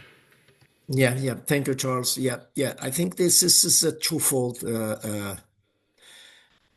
effort. Yeah. From one side is to try to really have more engagement from the chapters in the check activities and in the ISOC activities in general. I think if I compare with previous years, in the check itself, in the steering committee itself, we already see a lot of improvement. We have 9 members. All of them are really engaged in all those activities of our action plan that I showed you before. Each of these activities, we have 2 or 3 steering committee either leads, really leading the effort, or as liaisons to an effort that is in fact led by the staff. And we see real engagement from the steering committee members, which is very nice. Yeah, this is already a very good improvement compared to previous years. And we really hope that, and we see a bunch of volunteers from different chapters in our activities, but we would love to see much more, you see, and more people coming to our check meetings and volunteering to different positions. And so this is from one side, and maybe if we can improve communication and improve opportunities for engagement, this will help. And the other part of the equation, I think, is really this new model of chapter health and what does it mean an active chapter? Yeah, it's a more open chapter model, more transparent to its members, that engage more its members in the local reality, that is more, transparent and that really create impact in the local reality. And I think this, if we can manage to have this, and this, if we change our model of assessing, what does it mean to have a healthy and active chapter? Maybe this will send a very strong signal to the chapter leaders, maybe to improve how they implement their activities, how they engage with their members in their chapters. And I think this will have an overall impact also on the activities of the check and an engagement of the chapters with ISOCs in general. Thank you, Flavio. Sally? Hi, Flavio. It's good to see you. I just wanted to thank you for your report and also just highlight how appreciative we are as staff in the ability to work collaboratively with the CHAC on some of these really important items. As you said, being able to work together to evaluate how we think about chapter health, how we think about impact, other things, codes of conduct, all of that. The collaborative relationship is really important, and we appreciate your facilitation of that and your support of that. So I just wanted to say that. Okay, thank you very much, Sally. Of course, we rely entirely on our collaboration with staff, and we have a very wonderful collaboration with all the team, with the various regional engagement managers as well. So I think this is a really very collaborative effort. The check itself alone could do nothing, and we also strive for different actions that are very aligned with ISOC priorities. I think we are managing this well. Yeah, Flavio, one of the things that I appreciate from your presentation is just how it reinforces some of the material we heard earlier from Yogesh's updates on these efforts. And so, I appreciate it. I think I can speak for the board that we appreciate the kind of collaboration that you guys have. And so thank you very much. Thank you, Ted. Seeing no other questions. All right, I think we're good. Thank you very much, Flavio. Yeah, thank you. Thank you very much for having me. Yeah. And with that, we have reached the end of the agenda for today. Any last thoughts or comments before we adjourn? Right. We'll do some logistics for this afternoon. So at this point, what we'll do is we'll take a break. PIR will be coming in almost a little bit over an hour. Yes. Russ. I thought we were going to form a committee to deal with an appeal. That's tomorrow. That's tomorrow. Okay. I think that might have been my fault. Sorry. All right, then we are adjourned for the day. So just logistically, as Brian said, welcome back, everyone, to the annual general meeting of the Internet Society. We have reached the end of our agenda items that have been documented. At this point, I would ask if there is any other business for the board to consider. Hearing none, I call this meeting adjourned. Thank you very much.